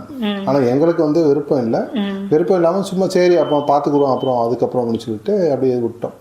அவர் வந்து ஒரு 5th வரை படித்தாப்புல ஒரு ஸ்கூலில் படித்தார். அந்தளவுக்கு வந்து இது கிடையாது. அதுக்கப்புறம் இவருடைய திறமையை வந்து நம்ம வெளியுலகத்துக்கு கொண்டு வரணும் அப்படின்னு சொல்கிறதுக்காக அவருக்கு வந்து இந்த டைப்ரைட்டிங் சொல்லக்கூடிய ஒரு விஷயம் இருக்குது பார்த்திங்கன்னா, அதில் வந்து யாருமே பண்ண முடியாத ஒரு விஷயத்தை நம்ம வந்து பண்ணி வச்சு அவருக்கு வந்து வெளியில் கொண்டு வரலான்னு சொல்கிறதுக்காக அந்த டைப்ரைட்டிங்கில் கொஞ்சம் ட்ரைனிங் கொடுத்து அந்த டைப்ரைட்டிங்கில் வந்து கிட்டத்தட்ட வந்து ஒரு 200 லாங்குவேஜ் 400 லாங்குவேஜ் அப்படின்னு சொல்லி அடிஷ்னலாக வந்து அவர் எல்லா லாங்குவேஜ்லையும் டைப் பண்ணுறது மாதிரி உள்ள இதை வந்து தெரிஞ்சுக்கிட்டு வேகமாக டைப் பண்ண ஆரம்பிப்பார். இப்போ நீங்கள் ஒரு லாங்குவேஜுடைய இதை சொன்னீங்க அப்படின்னா அந்த லாங்குவேஜில் வந்து எந்த கண்டென்ட்டோ அதை வந்து டைப் பண்ணிடுவார். இப்போ நம்ம கீபோர்டு வந்து நம்ம பார்க்குறோம் அப்படின்னா அதில் வந்து ABCD லெட்டர் தான் இருக்கும். இப்போ நீங்கள் சைனீஸில் வந்து டைப் பண்ணணும் அப்படின்னா நீங்கள் என்ன செய்வீங்க, ஒரு டூல் மாதிரி ஏதாவது இருக்கும், இல்லை கீபோர்டு மாதிரி ஏதாவது இருக்கும், அதை பார்த்து பண்ணுவீங்க. ஆனால் இவருக்கு அதெல்லாம் தேவையில்லை. இல்லை ஃபொனட்டிக்காக அதுக்குன்னு ஒவ்வொரு இதுக்கு இருக்குது. இப்போ தமிழில் வந்து பார்த்தீங்க அப்படின்னா தமிழ் கீபோர்டு இருக்கும், 99 இருக்குது, டைப்ரைட்டிங் மெத்தட் இருக்கும், ஆமாம். இதே மாதிரி அக்கறை என்ன பண்ணுவார், தமிழ் 99லேயும் பண்ணுவார், ஃபொனட்டிக்லேயும் பண்ணுவார், டைப்ரைட்டிங் மெத்தட்லையும் பண்ணுவார். தமிழை பொறுத்தளவில் இது மாதிரி எல்லா லாங்குவேஜ்லேயும் அவர் வந்து பண்ணுவார். ஆமாம், கிட்டத்தட்ட 400 மொழிகள். கீ பிளேஸ்மெண்ட்லாம் ஞாபகம் வச்சுக்கணுமே. ஆமாம், அது வந்து பெரிய விஷயமா இருந்துச்சு. இப்போ நானே தமிழ் படிச்சிருக்கேன் கீ டைப்பிங், ஆனால் இப்போ ஞாபகம் இல்லை, இப்போ ஃபொனட்டிக்காக தான் அடிக்கிறாங்க. இப்போ ஏன்னு சொல்லக்கூடிய லெட்டர் வந்து நம்ம ப்ரெஸ் பண்ணும்போது தமிழில் வந்து யான் வரும், டைப்ரைட்டிங் மெத்தடில் யான் வரும். இதே வந்து அரபிக்கில் பண்ணிங்கன்னா ஷான் வரும். ஸோ இப்படி ஒவ்வொரு லாங்குவேஜ்லேயும் அந்த கீ வந்து பார்த்தீங்கன்னா மாறிக்கிட்டே வரும். ஸோ இதை வந்து அவர் கரெக்டாக ஞாபகம் வச்சு அதை வந்து ப்ரெஸ் பண்ணி டைப் பண்ணுவாப்புல. இதுதான் வந்து அவருக்கு பெரிய விஷயமா இருந்துச்சு. அப்போ இந்த சமயத்தில் எப்படி வந்து இவர் ஞாபகம் வச்சு கரெக்டாக அந்த வார்த்தைகளை யூஸ் பண்ணுறாரு அப்படின்னு சொல்லிட்டு தான் பெருமையாக இருந்துச்சு. ஸோ இந்த இது வந்து அவரை தனியாக வந்து காமிக்க ஆரம்பிச்சிச்சு. அவர் வந்து ஆரம்பத்தில் வந்து அந்த லாங்குவேஜ்லாம் வந்து பேசலை, இதெல்லாம் எதுவுமே ட்ரைனிங் எடுக்கலை, இந்த டைப்ரைட்டிங் மட்டும் ஃபோக்கஸ் பண்ணாப்புல. அதுக்கப்புறம் அதுலேயே வந்து அவருக்கு ரீடிங் ரைட்டிங் தெரிஞ்சால் மட்டும் தான் டைப் பண்ண முடியும். அதனால ரீடிங் ரைட்டிங் வந்துருச்சு, அதே மாதிரி டைப்ரைட்டிங் வந்துருச்சு. இப்போ இந்த 3 விஷயங்கள் வந்துருச்சு பார்த்தீங்கன்னா. அதுக்கப்புறம் என்ன பண்ணுறாரு, ஒரு 11 வயசுக்கு மேலே இதில் ஒவ்வொரு லாங்குவேஜ்லேயும் அந்த கிராமர் வந்து எப்படி இருக்குது, அப்போ நம்ம ஃபஸ்ட்டு வந்து A1 சொல்கிறோம்னா A1 லெவலில் வந்து என்ன மாதிரி இருக்குது அப்படின்னு சொல்கிறத ஒவ்வொரு லாங்குவேஜும் அவருக்கு பிடிச்ச லாங்குவேஜாக படிக்க ஆரம்பித்தார். இப்போ அந்த 5th படிக்கும்போதே அவர் சொல்லிட்டாரு, அப்பா எனக்கு வந்து பார்த்திங்கன்னா லாங்குவேஜில் தான் நான் டேலண்டாக இருக்கேன், என்னைய போய் நீங்கள் வந்து ஸ்கூல் இதில் படிக்க வைக்கிறீங்களே, அப்போ இதெல்லாம் எனக்கு வேண்டாம் அப்படின்னு சொல்லிட்டாங்க. அப்போ நாங்களும் வந்து முடிவு பண்ணிட்டு நாங்களும் இதைத்தான் எதிர்பார்த்துட்டு இருந்தோம், இப்போ நீ ஓ வாயிலே சொல்லிட்ட அப்படின்னு சொல்லிட்டு உடனே வந்து நாங்கள் ஸ்டாப் பண்ணிட்டோம். 5th ஸ்டாப் பண்ணிட்டோம். அடுத்து இவர் சும்மா இருக்கக்கூடாதுன்னு சொல்கிறதுக்காக இஸ்ரேலில் நான் இருந்ததுனால அங்கே கான்டாக்ட் மூலியமாக இஸ்ரேலில் ஒரு ஆன்லைன் ஸ்கூலில் வந்து அவரை சேர்த்து விட்டு அங்கே வந்து லாங்குவேஜ் படிக்கிறதுக்கு ஒவ்வொரு லாங்குவேஜ்லேயும் வந்து A1 லெவல், அந்த ஸ்கூலில் வந்து கிட்டத்தட்ட ஒரு 8 லாங்குவேஜ் கிட்ட அவங்க டீச் பண்ணுவாங்க. அதில் ஒவ்வொரு இதுலேயும் வந்து A1 லெவல் அப்படின்னு சொல்கிறத அவங்களுக்கு வந்து சொல்லிக் கொடுக்குறதுக்கு சொன்னோம். அப்போது அக்ரம் வந்து நல்லா கற்றுக்கிற ஆரம்பித்தார். இதுதான் வந்து அவருடைய அந்த லாங்குவேஜை வந்து கற்றுக்கிறதுக்கான ஒரு இது வந்து வர ஆரம்பிக்குது. இப்படி வந்து ஒரு 2-3 வருஷத்தில் அந்த A1 லெவலை வந்து ஒவ்வொரு லாங்குவேஜில் வந்து கம்ப்ளீட் பண்ண ஆரம்பிக்கிறார். ஸோ அதுக்கப்புறம் இவருடைய டேலண்ட்டை பார்த்து 2018 வந்து ஜெர்மனியிலேருந்து ஒரு டேலண்ட் ஷோவில் வந்து அக்ரத்தை வந்து இன்வைட் பண்ணுறாங்க. அதுக்கப்புறம் நாங்கள்லாம் போய் அங்கே எல்லோரும் சேர்ந்து அக்ரத்துக்காக கூட போகிறோம். அங்கே வந்து அவர் வந்து பார்ட்டிசிபேட் பண்ணி அங்கே வந்து வின் பண்ணுறாரு. ஸோ அந்த டேலண்ட் ஷோவில் வந்து அவருடைய டைப்ரைட்டிங் ஸ்கில்லை வந்து அவங்க பார்த்தாங்க. ப்ளஸ் வந்து அவங்களுடைய லாங்குவேஜுடைய ஒகேபுலரி, இப்போ ஒரு வார்த்தையை சொல்லுவாங்க அப்படின்னா இந்த லாங்குவேஜில் இந்த வார்த்தையில் வந்து டைப் பண்ணணும் அப்படின்னு சொல்கிறது மாதிரி. இப்போ ஆப்பிள் அப்படின்னு சொல்கிறோம் அப்படின்னா ஆப்பிள் வந்து ஜெர்மனில் எப்படி சொல்லுவாங்க அப்படின்னு சொல்லி அவங்க சொல்லுவாங்க அப்படின்னா அந்த வார்த்தையை அவர் டைப் பண்ணி அதில் காமிப்பார். இப்படி உலகத்தில் வந்து எந்தெந்த லாங்குவேஜ் இருக்கோ அந்தந்த லாங்குவேஜில் உள்ள இதெல்லாம் கரெக்டாக சொல்லுவாங்க, இவர் அந்தந்த இதை டைப் பண்ணி காமிப்பார். அப்போ ஞாபகத்துலேயும் வைக்கிறாரு, டைப்பும் பண்ணி காமிக்கிறாரு, சொல்கிறது மட்டும் இல்லாமல் டைப் பண்ணியும் காமிப்பார். ஸோ இந்த மாதிரி அவருடைய டேலண்ட்டுக்காக அங்கே ஜெர்மனியில் வந்து அவங்க இது பண்ணாங்க. ஸோ அதுக்கப்புறம் அந்த நிகழ்ச்சி வந்து யூரோப்பில் ஃபுல்லாக எல்லா நாடுலேயும் வந்து டெலிகாஸ்ட் ஆகுது. அப்போ இதை பார்த்துட்டு வந்து ஆஸ்திரேலியா நாடு வந்து அக்ரத்துக்கு வந்து ஸ்பான்சர்ஷிப் கொடுக்குறாங்க. ஸோ நீ வந்து அங்கே வந்து படிக்க வந்துடலாம், எங்கள் இந்த ஸ்கூலில் வந்து நீ படிச்சேன்னா நல்லா சிறப்பாக இருக்க முடியும். ஏன்னா அங்கே வந்து ஒரு 44 சிட்டிசன்ஸ், அதாவது ஒவ்வொரு நாட்டை சேர்ந்தவங்களும் இருக்காங்க, 44 நாட்டை சேர்ந்தவங்களும் இருக்காங்க. ஸோ அந்த இதில் வந்து உனக்கு ஒரு வாய்ப்பும் இருக்குது, மற்றவங்களோட பேசுகிறதுக்கு ஒரு வாய்ப்பு கிடைக்கும். ப்ளஸ் வந்து இந்த லாங்குவேஜுடைய ஜெர்னியில் நீனும் வந்து நிறைய வந்து கற்றுக்கிற முடியும் அப்படின்னு சொல்லிட்டு சொன்னாங்க. சரி இது நல்லா தான் இருக்குது அப்படின்னு சொல்லிட்டு ஆஸ்திரேலியா நாட்டில் போய் வந்து படிக்க ஆரம்பிக்கிறாப்பு. அங்கே என்ன கிரேடு மாதிரி ஸ்கூலு காலேஜ் அது வந்து இந்த ஐபின்னு சொல்லுவாங்கள்ல அந்த இதில் உள்ளது. பட் வந்து இவர் ஃபோக்கஸ் பண்ணது ஃபுல்லாக வந்து லாங்குவேஜ் மட்டும் தான் ஃபோக்கஸ் பண்ணாப்புல. ஸோ அதனால் அவருடைய ஒரு விருப்பமாகவும் இருந்துச்சு. சரி நான் இங்கே போனோன்னா மற்றவங்கள்ட்ட பேசணும்னு சொல்கிறதுக்காக அவர் அனுப்பி வச்சோம். அங்கே தான் வந்து நிறையா பேரோட பேசுகிறதுக்கான ஒரு வாய்ப்பு வந்து அவருக்கு வந்து அமைஞ்சிச்சு. ஸோ இப்படி வந்து அவருடைய இதை வந்து நம்ம ஒரு அச்சீவ் பண்ண ஆரம்பித்தோம். ஸோ அப்போ நான் என்ன சொல்ல வரேன்னா, அப்போ இவருக்கு வந்து லாங்குவேஜில் டேலண்ட் இருக்குது அப்படின்னு சொல்லும்போது அந்த வழியிலே நம்ம கொண்டு வந்தோம் அப்படின்னா அது வந்து பெரிய அளவில் முன்னேறி கொண்டு போயிடலாம். அதே மாதிரி 2வது பொண்ணு வந்து அவங்க இப்போ +2 எழுத போகிறாங்க. ஸோ அவங்களுக்கு வந்து நம்மளுடைய இந்த ஆயுர்வேதிக் இந்த மெடிசன் ரிலேட்டடாக வந்து அவங்களுக்கு ரொம்ப ஈடுபாடு. ஸோ சித்தா ஆயுர்வேதிக் இந்த மாதிரி, அதாவது அலோபதியை தவிர்த்து மற்ற இதுகளில் வந்து ஆல்டர்னேட்டிவ் மெடிசனை வந்து அவங்க வந்து என்னென்ன அதுலேலாம் கொஞ்சம் இன்ட்ரெஸ்டாக இருந்தாங்க. சின்ன வயசுலேருந்தே அந்த மாதிரி இது பண்ணிக்கிட்டே இருப்பாங்க. ஸோ இது சம்மந்தமாக படிக்கணும்னு சொல்லிட்டு இருக்காங்க. ஸோ இப்போ அவங்க வெயிட் பண்ணிகிட்டு இருக்கோம். அப்போ அவங்களே வந்து அவங்களுடைய பாதையில் வந்து கொண்டு போகிறதுக்கான இதில் வந்து நம்ம பண்ணிடலாம். அடுத்து 3வது ஒரு பையன் இருக்காப்புல, அவருக்கு இப்போ 10 வயசு ஆகுது. அவருக்கு வந்து சமையல் குக்கிங் வந்து நல்லா சிறப்பாக பண்ணுவாப்புல. ஸோ அவருக்கும் சின்ன வயசுலேருந்து அந்த குக்கிங்கில் வந்து ரொம்ப ஈடுபாடாக இருக்குன்னு சொல்லிட்டு அவருக்கும் 4 வயசுலேயே வந்து அவருடைய யூடியூப் சேனலே இருக்குது. ஆமாம், லிட்டில் செஃப் இர்ஃபான்னு சொல்லிட்டு 4 வயசுலேயே அவருக்கு ஒரு குக்கிங் சம்மந்தமாக வீடியோ போட ஆரம்பித்தோம். அதுலேயே வந்து அவர் மும்முரமாக போட ஆரம்பித்தார். அப்போ குக்கிங் அவருக்கு இன்ட்ரெஸ்ட் இருக்குது, ஸ்போர்ட்ஸும் இன்ட்ரெஸ்ட் இருக்குது. ஸோ 2 இதுலேயும் அவர் வந்து முழுக்க ட்ராவல் பண்ணிகிட்டு இருக்காரு. ஸோ அவருடைய இப்போ 5th படிக்கிறாரு. ஆனால் நாங்கள் படிப்புக்கு இதெல்லாம் கிடையாது. சொல்லப்போனால் இப்போ என் பொண்ணுலாம் பார்த்தீங்கன்னா கவர்மெண்ட் ஸ்கூல்லாம் படிக்கிறாங்க. ஆமாம், பெரிய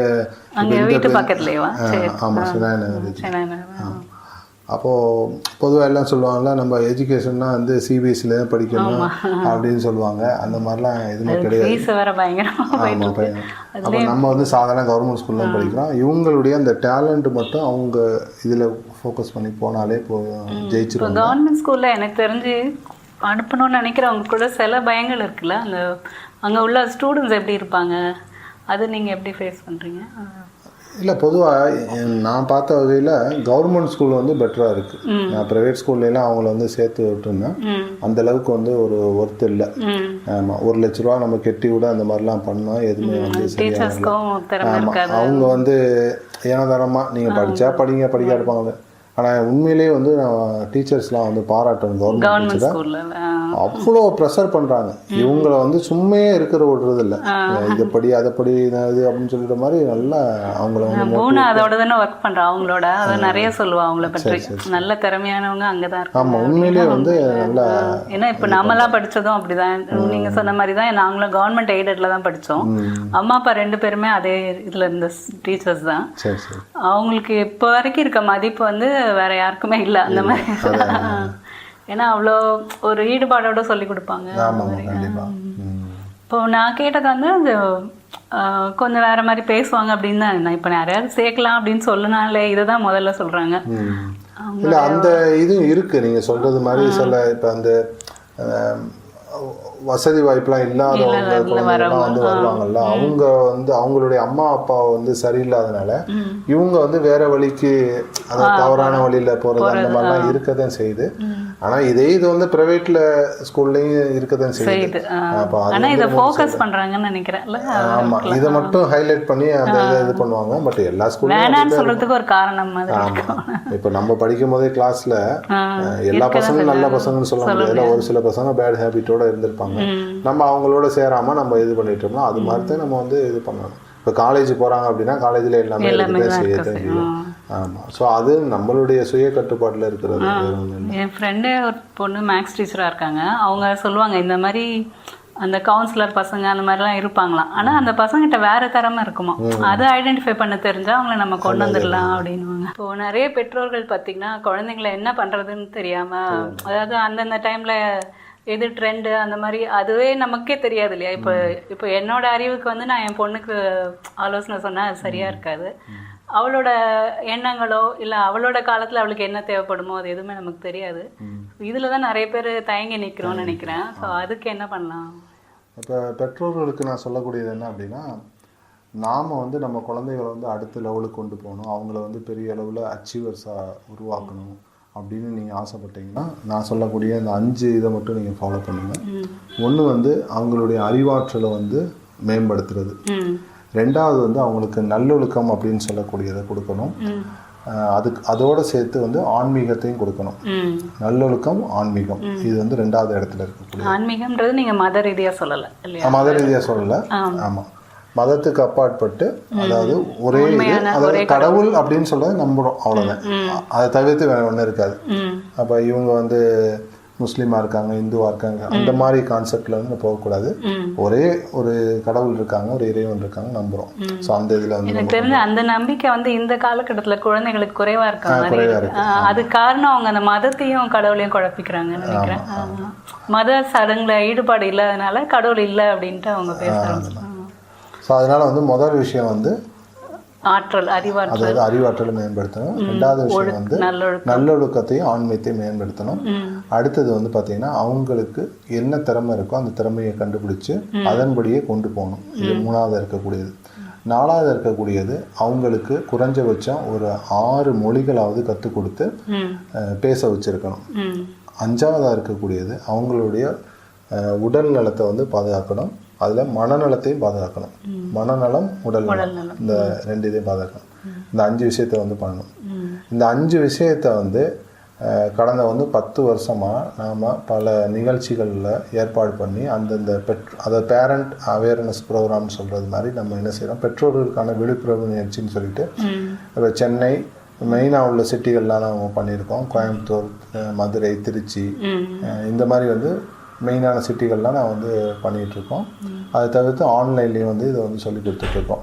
அப்போ மொதல் டாபிக் வந்து அறிவாற்றலை எப்படி மேம்படுத்துறது, அவங்கள எப்படி கொண்டு போகிறது அப்படின்னு சொல்கிறது நிகழ்ச்சி.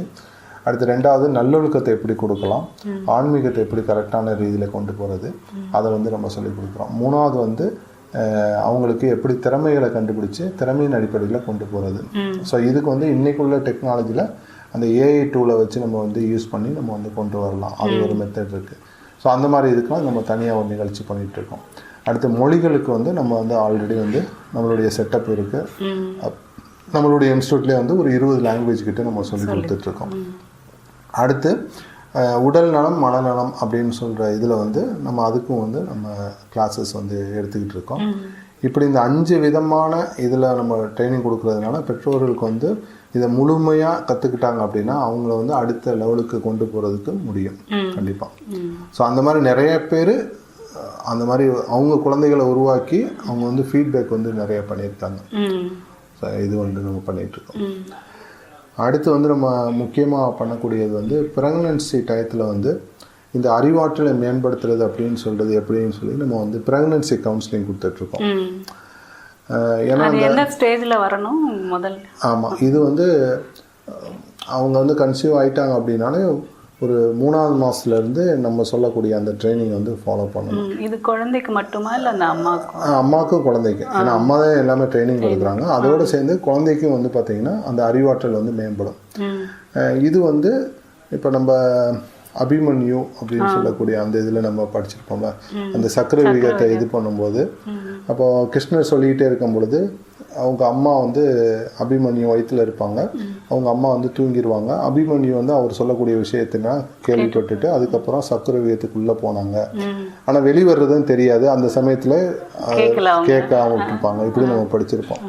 அப்போ இதுலேருந்து நம்ம புரிஞ்சுக்கிறது என்ன அப்படின்னா, வெளியில் சொல்லக்கூடிய இதை வந்து அந்த குழந்தை வந்து கேட்கக்கூடிய சக்தி இருக்குது அப்படின்னு சொல்லிட்டு நம்ம மகாபாரத்தில் இது பண்ணியிருக்கோம். ஸோ இதை இன்னைக்குள்ள இதில் வந்து இஸ்ரேல் நாட்டில் வந்து இதை முழுக்க வந்து அப்ளை பண்ணுறாங்க. அதனால தான் எல்லா நாட்டை விட இஸ்ரேல் நாட்டு குழந்தைகள் வந்து புத்திசாலி குழந்தைகளாக இருக்காங்க. அதுக்கு மெயின் ரீசன் வந்து அவங்களுடைய ஒவ்வொரு தாய்மார்களும் அந்த சமயத்துல வந்து இந்த பயிற்சிகளை வந்து மேற்கொள்கிறாங்க. அதில் வந்து ஒரு பிறந்த குழந்தைகள் வந்து பெரிய புத்திசாலிகளை உருவாகிறாங்க.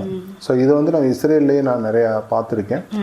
ஸோ அதை வந்து நம்ம நாட்டில் வந்து செயல்படுத்தணும்னு சொல்கிறதுக்காக கடந்த ஒரு 10 வருஷமாக இது மாதிரி பண்ணிகிட்டே வரோம். இப்போ வந்து ஒரு 88 ப்ரெக்னென்ட் உமனுக்கு நான் வந்து கொடுத்துருப்பேன். அதில் பிறந்த குழந்தைகள்லாம் வந்து உண்மையிலே ஜீனியஸாக இருக்காங்க. ஸோ அவங்க வந்து பேரண்ட்ஸுடைய ஃபீட்பேக் சொல்லும் பொழுது ரொம்ப இதாக இருக்கேன் நம்மளுக்கு. ஆமாம்.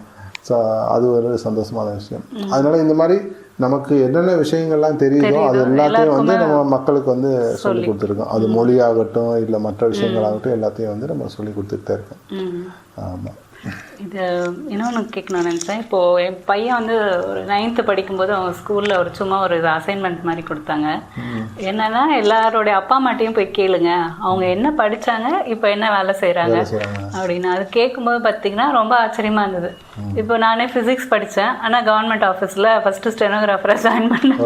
அப்படியே ஒன்று ஒன்றா ப்ரமோஷன். ஆனால் அதை எப்படின்னா லா தான் படிக்கிற மாதிரி. இப்போ கவர்மெண்ட்னா ஃபஸ்ட்டு இருந்தது இன்கம் டேக்ஸு, ஸோ அந்த லா படிக்கணும். அடுத்து ஜிஎஸ்டி அந்த சென்ட்ரல் எக்ஸைஸ், அந்த லா. அப்போது நான் லாக்கும் எனக்கும் சம்மந்தமே, நான் படித்த வேலைக்கு இதுக்கும் சம்மந்தமே இல்லை. அதே மாதிரி தான் அவன் எல்லாமே சொன்னான். அக்கௌண்ட்ஸ் படித்தவங்க மார்க்கெட்டிங்கில் இருக்காங்கம்மா. அப்புறம் ஈவன் இப்போ எங்கள் ஆஃபீஸ்லேயே பார்த்துருக்கோம், ஐஆர்எஸ்லாம் வந்து டாக்டர்ஸ் இருப்பாங்க. இன்ஜினியர் கூட நம்ம ஒத்துக்கோம், ஆனால் டாக்டர் வந்து ரொம்ப கஷ்டப்பட்டு படிச்சுட்டு எதுக்கு இந்த வேலைக்கு வராங்கன்ற மாதிரி இருக்கும். இப்போது இதுக்கு மெயின் காரணம் வந்து நீங்கள் சொன்ன மாதிரி நமக்கு என்ன திறமைன்னு நமக்கு தெரியல. அதில் அதே ஃபீல்டில் போயிருந்தோன்னா நம்ம எக்ஸல் ஆயிருப்போம். இப்போ நான் கவனித்த வரைக்கும் என்ன அதுக்கப்புறமா பார்த்தது, அப்புறம் உங்ககிட்ட அந்த டெஸ்ட்டும் எடுத்தேன். அதில் பார்த்ததுல எனக்கு அம்மா அப்பாவோட இருந்தனாலேயுமோ அந்த டீச்சிங் இருக்கிற மாதிரி தோணுது. அடுத்து அந்த அகாடமிக் சைடில் தான் எனக்கு இருந்திருக்கணும். ஆனால் நம்ம ஏதோ ஒரு வேலைங்கிறதுனால கவர்மெண்ட்டில் போய் சேர்ந்தோம். பட் அதை விடணும்னு ஒரு இடத்துல முடிவு பண்ணி அப்புறம் இந்த இயற்கை வாழ்வியெல்லாம் வந்ததுனால இப்போ கடை வைக்கணும் அதெல்லாம். இப்போ கடைனா எனக்கு அந்த வியாபார ரீதியாக மட்டும் அதை அணுக தெரியல. அதை எனக்கு கம்ப்ளீட்டாக 100% அதில் இல்லை.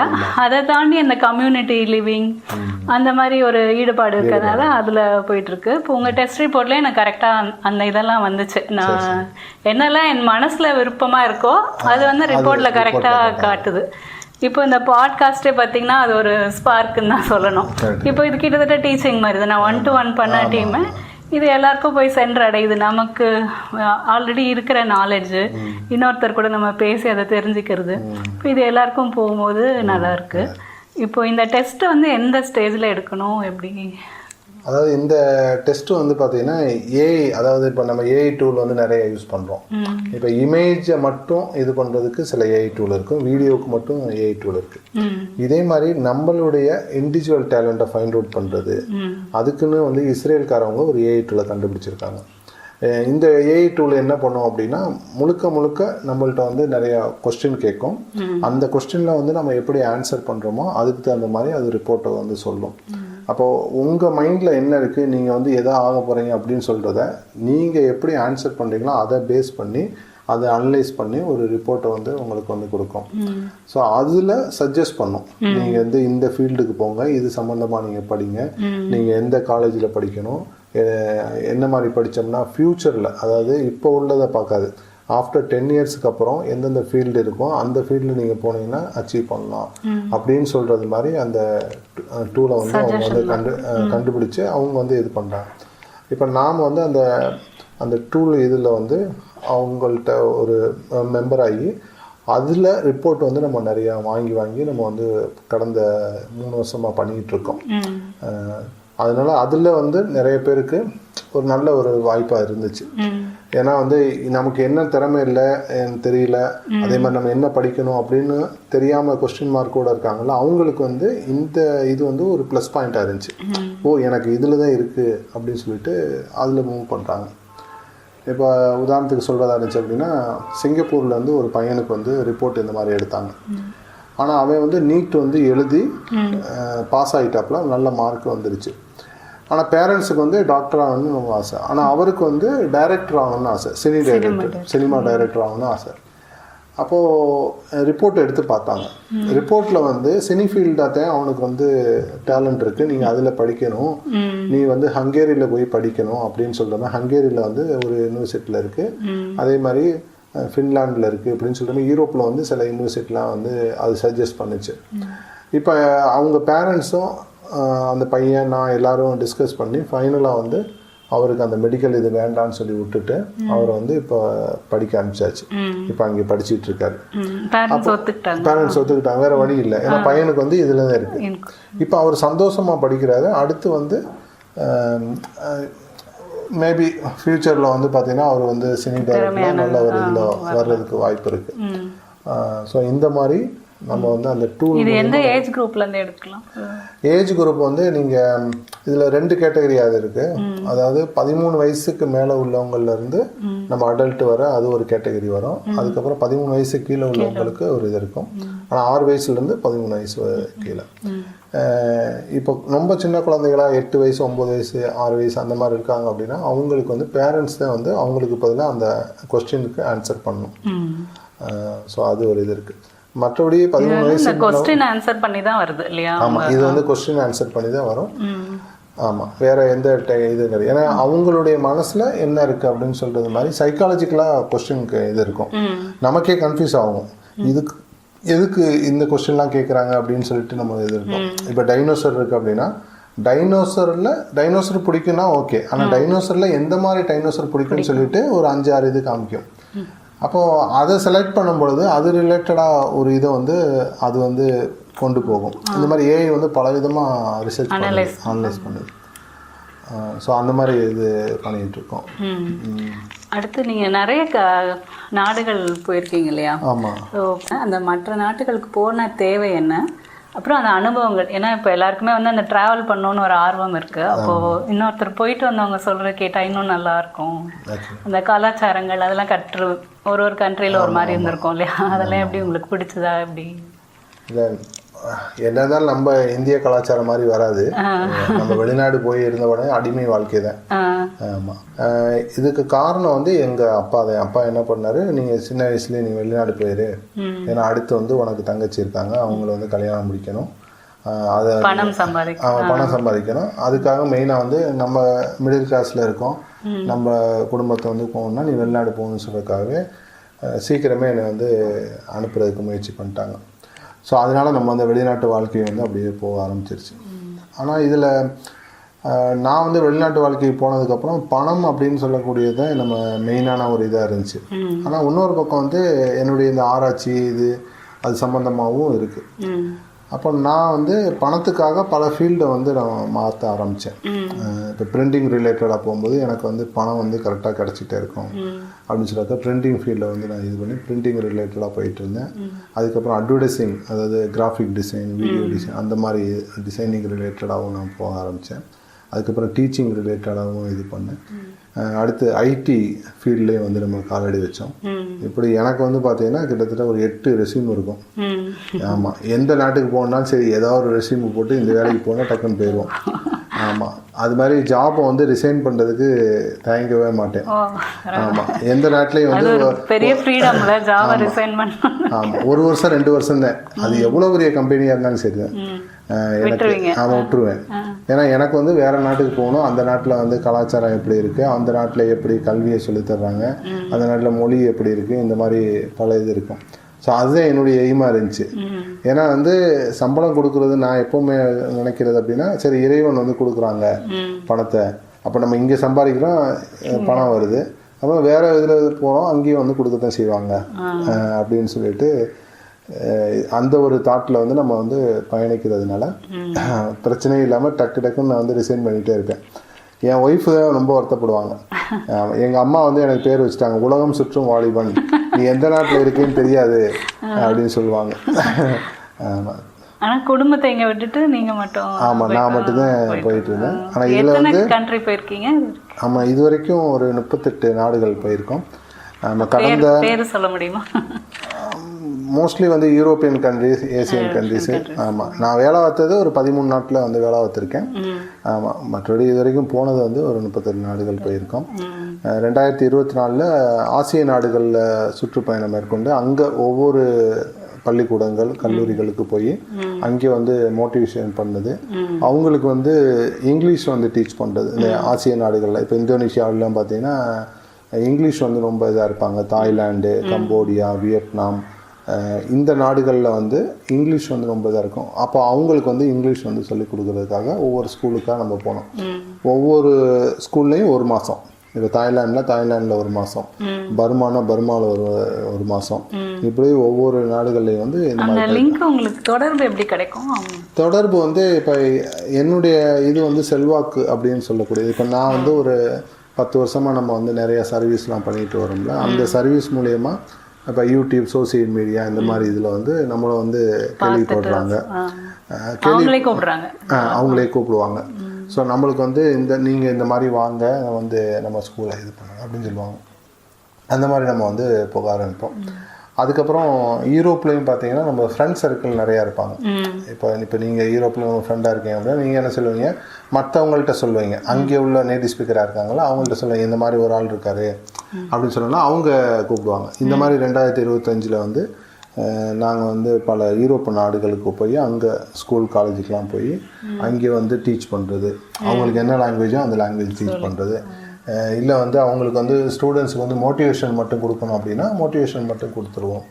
ஸோ இந்த மாதிரி நாங்கள் வந்து ட்ராவல் பண்ணிகிட்ருக்கோம். ஆமாம். அடுத்து உங்களுக்கு ஃப்யூச்சர் பிளான் என்ன இருக்கு? வேறு என்ன இன்னும் எப்படி கொண்டு போகணும்? இல்லை, ஃப்யூச்சர் பிளான் அப்படின்னு சொல்லும்போது நம்ம குழந்தைகள், அதாவது இப்போ என் குழந்தைகளை மட்டும் கிடையாது, தமிழ் குழந்தைகள் பொதுவாக நம்ம தமிழ் மேலே எனக்கு ரொம்ப ஆர்வம். ஏன்னா தமிழ் சார்ந்த நிறைய ஆராய்ச்சிகள்லாம் நம்ம பண்ணியிருக்கோம். இப்போ கூட பிரமிட்டில் வந்து தமிழ் எழுத்துக்கள் பார்த்துன்னு சொல்லிட்டு ரீசெண்டாக வந்துச்சு பார்த்தீங்களா? பார்க்கல. ஆமாம். ஆனால் இது வந்து நான் வந்து 10 வருஷத்துக்கு முன்னாடியே எஜிப்துடைய இதில் வந்து அங்கே மியூசியத்தில் வந்து நிறையா நம்ம தமிழியுடைய எழுத்துக்கள் வந்து இருந்துச்சு. அந்த மியூசியத்துக்கு போயிருக்கும் போது நான் வந்து அவர்கிட்ட கேட்டேன், இதில் வந்து எழுத்துக்கள் இருக்கே, இந்த எழுத்துக்கள் எந்த எழுத்துக்கள்னு தெரியுமான்னு சொல்லி. அதில் எந்த எழுத்துன்னு தெரியாது. மேபி இது வந்து அந்த அது பிரமிடு எழுத்துக்கள்னு சொல்லி பார்த்தோம்னா அந்த மாதிரி எழுத்துக்களாக இருக்கும். ஸோ அதெல்லாம் தெரிலன்னு சொன்னேன். நான் சொன்னேன் இது வந்து தமிழின்னு சொல்லக்கூடிய தமிழ் லெட்டர்ஸ் அப்படின்னு சொன்னேன். நீங்கள் தமிழில் எப்படி ஆர்வம் வந்தது, அது எப்படி இல்லை அதை நான் சொல்கிறேன். அப்போ இந்த மாதிரி தமிழி அப்படின்னு சொல்லக்கூடிய எந்த எழுத்து அப்படின்னு சொல்லி சொன்னேன். அவருக்கு ரொம்ப ஆச்சரியமாக இருந்துச்சு. அவர் உடனே வந்து கூகுளில் பார்க்குறாரு, இல்லையே இது வேறு மாதிரில இருக்குது தமிழ், இல்லை இது வந்து ஏன்சியன்ட் சமயத்தில் உள்ளது, இப்போ வந்து நாங்கள் மாடர்ன் தமிழ்லாம் நம்ம மாறிடுச்சு, அப்போ ஒவ்வொரு ஸ்டேஜ்லேயும் இந்த மாதிரி வந்துச்சு அப்படின்னு சொல்லுவோம். இப்போ நீங்கள் கேட்டீங்கல்ல ஒரு கொஸ்டின் வந்து ஏன் வந்து தமிழ் இதில் ஆர்வம் வந்துச்சு அப்படின்னு சொல்லிட்டு. இப்போ நான் ஜெர்மனி நாட்டில் இருக்கும் பொழுது ஒரு நாள் நம்ம ரூம்மேட்டோட பேசிக்கிட்டு இருந்தோம். அவர் வந்து இலங்கையை சேர்ந்தவர். அப்போது அவர் ஒரு நாள் சொன்னார், எங்கள் மாமா வந்து இலங்கையிலேருந்து இங்கே வேலைக்கு வர்றாரு அப்படின்னு சொன்னாங்க. அப்போ நான் ஆர்வமாக கேட்டேன், சரி அவர் ஏதோ நல்லா படிச்சிருப்பார், பெரிய போஸ்ட்டுக்கு வர்றாரு அப்படின்னு நினச்சிட்டு, எந்த கம்பெனிக்கு வர்றாருன்னா மெடிக்கல் கம்பெனிக்கு வர்றாரு, அவர் டாக்டர் அப்படின்னு. இல்லை அவர் வந்து பண்டிட் அப்படின்னு சொன்னார், புலவர், தமிழ் புலவர் அப்படின்னு சொன்னார். அப்போ ஒரு மெடிக்கல் கம்பெனிக்கு வந்து தமிழ் பண்டிட் வந்து எதுக்கு அப்படின்னு சொல்லி எனக்கு ரொம்ப ஆச்சரியமாக இருந்துச்சு. அப்போ தான் அவர் எக்ஸ்பிளைன் பண்ணார், ஒரு காலத்தில் உங்கள் நாட்டிலேருந்து கொள்ளையடிச்சிட்டு போனால் அந்த ஓலைச்சுவடிகள்லாம் இருக்குதுன்னா அது எல்லாத்தையும் எடுத்து இங்கே வச்சுருக்காங்க, அதை வந்து டிரான்ஸ்லேட் பண்ணி புதுசாக மருந்து கண்டுபிடிக்கிறாங்க. இப்போ நெருஞ்சி முல்லை பற்றி ஒரு இது இருந்துச்சு அப்படின்னா அந்த நெருஞ்சி முல்லை பற்றி அந்த உள்ள விஷயங்கள் எது எதுக்கு மருந்து பயன்பாடு இருக்குது அப்படின்னு சொல்லி தெரிஞ்சு அதை வந்து ஒரு மருந்தை கண்டுபிடிச்சி கடைசியில் உங்கள் நாட்டுக்கு அனுப்பிடுவாங்க. இதை தான் வந்து காலகாலமாக பண்ணிக்கிட்டு இருக்காங்க, அதில் நிறைய பேர் வேலை செய்கிறாங்க அப்படின்னு சொன்னாங்க. எனக்கு அப்படியே தூக்கி வாரி போடுச்சு. அப்போது இதை வந்து நம்ம எப்படியாவது அந்த இதை வந்து நம்ம கற்றுக்கிட்டு நம்மளுடைய இளைய தலைமுறைக்கு கொண்டு போனோம் அப்படின்னா அப்போ இதை பற்றி கொஞ்சம் ஆராய்ச்சிலாம் பண்ண ஆரம்பிப்பாங்கல்ல. அதுக்கப்புறம் சரஸ்வதி மகாலில் வந்து நிறையா அந்த மாதிரி வட்டெழுத்து சார்ந்த ஓலைச்சுவடிகள்லாம் நிறையா இருக்குது. ஆனால் அதை வந்து கரெக்டான இப்போ உள்ள தமிழுக்கு வந்து யாரும் டிரான்ஸ்லேஷன் பண்ணி சொல்ல முடியலை. இப்போ நம்ம தஞ்சாவூர் கோயிலுக்கெலாம் போயிருப்போம்ல, அங்கேருந்து வட்ட வட்டமாக எழுதியிருக்கோம், நம்ம சும்மா பார்த்துட்டு வருவோம். ஆனால் உண்மையிலேயே அதில் என்ன எழுதியிருக்கு அப்படின்னு நம்ம தெரிஞ்சிச்சு அப்படின்னா நம்ம வந்து ஈஸியாக நிறைய விஷயங்கள் நம்ம கற்றுக்கிற முடியும். இப்போ இந்த இதெல்லாம் வந்து ஒரு காலத்தில் வந்து நம்ம அகல ஆராய்ச்சிகள் அப்படின்னு சொல்லிட்டு நம்ம இங்கிலீஷ்காரன் பீரியடில் பண்ணாங்கல்ல, அவங்கெல்லாம் பண்ணிவிட்டு அதை எல்லாத்தையும் கொண்டு போயிட்டாங்க. இப்போ அவங்க ஆராய்ச்சி பண்ணி புதுசு புதுசாக பண்ணிட்டு வர்றாங்க. நம்ம பேட்டரியை கண்டுபிடிச்சது சயின்ஸில் வந்து வோல்ட்டுன்னு சொல்லி படிச்சிருப்போம். ஆனால் அவர் வந்து கிடையாது. நம்ம அகத்தியர் இருக்கார் பார்த்தீங்களா, அவர் வந்து பேட்டரியை பற்றி அழகாக டீட்டெயில்ஸாக வந்து அவருடைய நூலில் வந்து சொல்லியிருப்பார். இதை வந்து ஹிஸ்ட்ரி சேனல்லே வந்து தெளிவாக போட்டிருப்பாங்க. அப்போ அகத்தியர் வந்து அவருடைய நூலில் வந்து 1 by 1 சொல்கிறாரு, என்ன மாதிரி எடுக்கணும், எந்தெந்த மெட்டீரியலை யூஸ் பண்ணணும் இப்படின்னு சொல்லிட்டு ஸ்டெப் பை ஸ்டெப்பாக சொல்கிறாரு. இதை வோல்ட் என்ன பண்ணுறாரு, அப்படியே வந்து காப்பி பண்ணுறது மாதிரி ஒவ்வொன்றா சொல்கிறார். ஸோ இது மாதிரி அப்போ கண்டுபிடிச்சது யார், 3000 வருஷத்துக்கு முன்னாடி அவர் சொன்ன அந்த இது. இந்த மாதிரி ஒருவேளை இப்போ நான் நினைக்கிறது உண்மையாக இருக்கும் அப்படின்னா எப்படின்னா, இந்த கண்டுபிடிப்புகள்லாம் எப்போ வந்துச்சு அப்படின்னா 1700 800 காலகட்டங்களில் தான் கண்டுபிடிப்புகள் அதிகமாக வந்துச்சு. ஆனால் இந்த கண்டுபிடிப்புகள் சமயத்தில் அகழ்வாராய்ச்சிகள்லாம் இங்கே நடந்தது அதே காலகட்டம் தான்.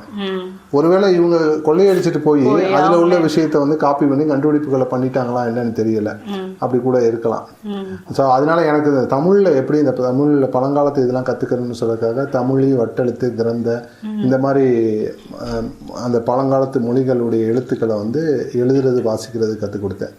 அதை தவிர்த்து இவங்க இதெல்லாம் சொல்லிக் கொடுக்கணும்னு சொல்கிறதுக்காக நம்ம வாரம் சென்னையில் வந்து நம்ம இன்ஸ்டியூட்ல வந்து பழங்காலத்து எழுத்துக்களை வந்து சொல்லி கொடுத்துட்டே இருந்தோம்.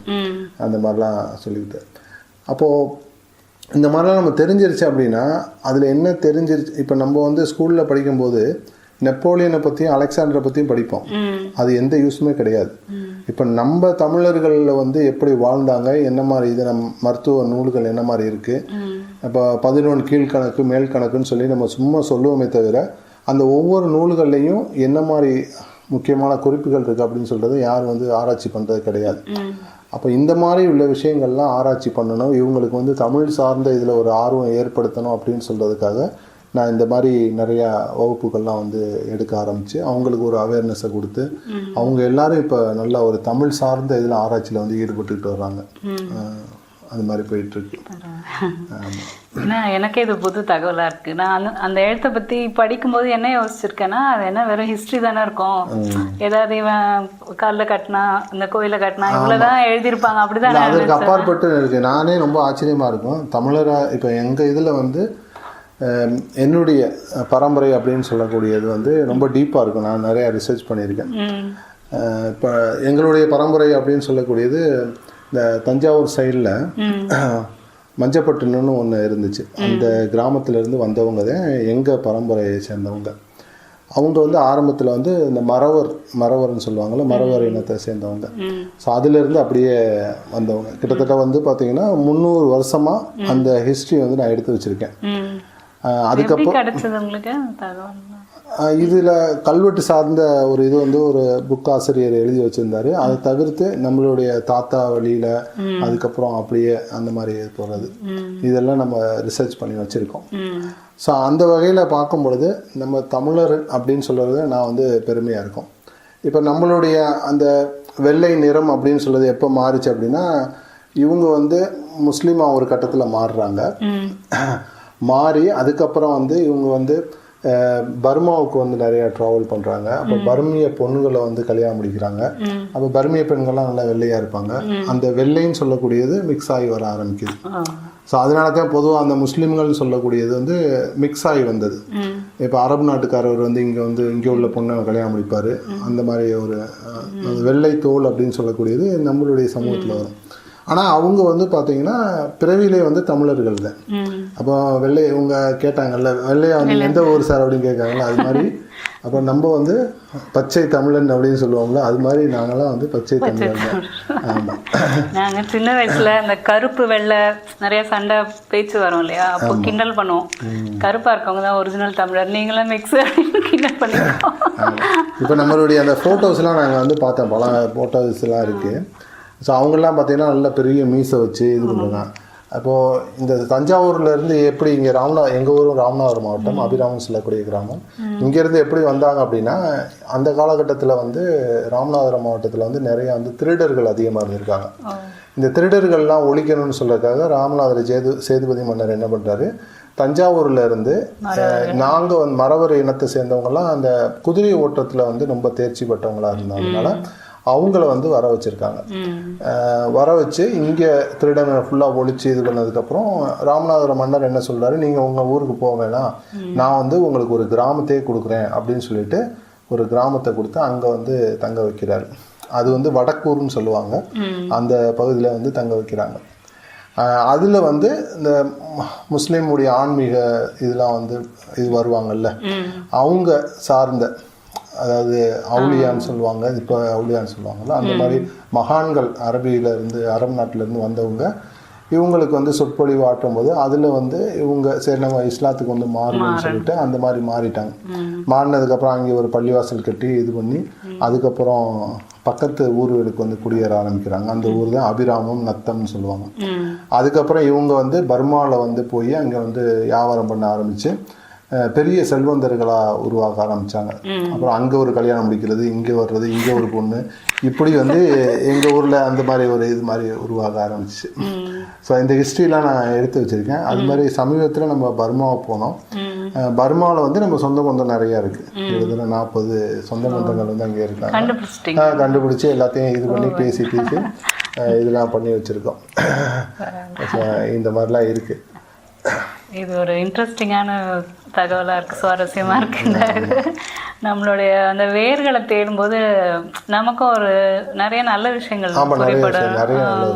ஏன்னா எதுக்கு வந்தோம், எதுக்கு வாழ்றோம் தெரியாம நான் ஃபுல்லாக சேட்டை போட்டிருக்கேன். இப்போ எங்கள் அப்பா, அதுக்கப்புறம் அவருடைய அப்பா அப்படின்னு சொல்லிட்டு ஒரு 5 தலைமுறை இதை வந்து நம்ம வந்து மேட்ச் பண்ணியிருக்கோம். சும்மா இந்த பழமொழி பற்றி ஒரு வீடியோ போட்டுருந்தோம். அப்போ தான் எங்களோட தாத்தா நாட்டாமையாக இருந்தாங்கன்னு சொல்லுவாங்க ஊரில். அப்போது அவங்க பேசினதெல்லாம் சொல்லும்போது பார்த்தா அவ்வளோ ஆச்சரியமாக இருந்தது. சின்ன சின்ன தகவல் தான், ஆனால் நமக்கு வாழ்க்கைக்கு ரொம்ப தேவையானதா. அவர் இன்னொரு விஷயம் நான் சொல்ல மறந்துட்டேன். நம்ம சுதந்திர போராட்ட தியாகி எங்கள் தாத்தா, அதாவது எங்கள் தாத்தான்னா எங்கள் அப்பா இருக்காருல்ல, அப்பாவுடைய தாய் மாமா. இப்போ எங்கள் அப்பாவுடைய அம்மா இருக்காங்களா, அவருடைய அண்ணன். சரிங்களா?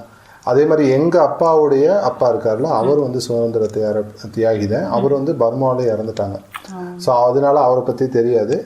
இவர் வந்து இங்கே இந்தியாவில் வந்து இப்போ 98 வயசில் தான் இறந்து போகிறாங்க.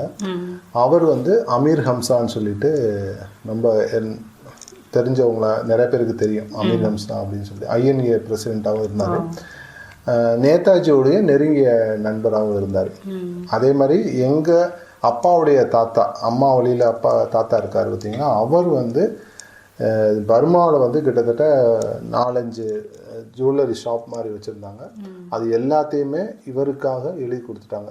அதாவது எல்லா இதையும் விற்றுட்டு நீங்களே சுதந்திரத்துக்காக இது பண்ணுங்க அப்படின்னு சொல்லிட்டு அவர் எல்லாத்தையும் கொடுத்துருக்காரு.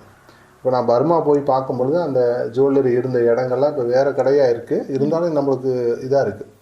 அப்போ இங்கிலீஷ்காரன் வந்து அந்த இதில் கொள்ளையடிக்கும் பொழுது மூட்டையாக கொள்ளையடிச்சிட்டு போனலாம்.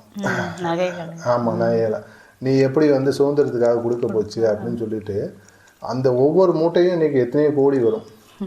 ஆனால் அப்படி கொடுத்துட்டு அதுக்கப்புறம் இவங்கெல்லாம் எங்கள் தாத்தா அவங்கெல்லாம் வந்துட்டு ரொம்ப கஷ்டப்பட்டுருக்காங்க. இப்போது கடைசி ஒரு கேள்வி, இந்த மொழி அறிவால் ஒரு நல்ல விஷயம் நடந்தது. ஒன்று, நீங்கள் அந்த ஸ்பானிஷ் கற்றுக்கிட்டதுனால அந்த இன்கம் இன்க்ரீஸ் ஆச்சு சொன்னீங்க. அப்புறம் அந்த கரியர் கைடன்ஸ்க்கு யூஸ்ஃபுல்லாக இருக்குங்க. வேறு என்ன அந்த மாதிரி உங்களுக்கு நல்ல அனுபவங்கள் ஏதாவது? அதான் நிறைய பேர் ஃபீட்பேக் கொடுப்பாங்க. என்னுடைய லைஃப் வந்து உங்களால் சேஞ்ச் ஆச்சு அப்படின்னு சொல்லும்போது நம்மளுக்கு இதாக இருக்கும்.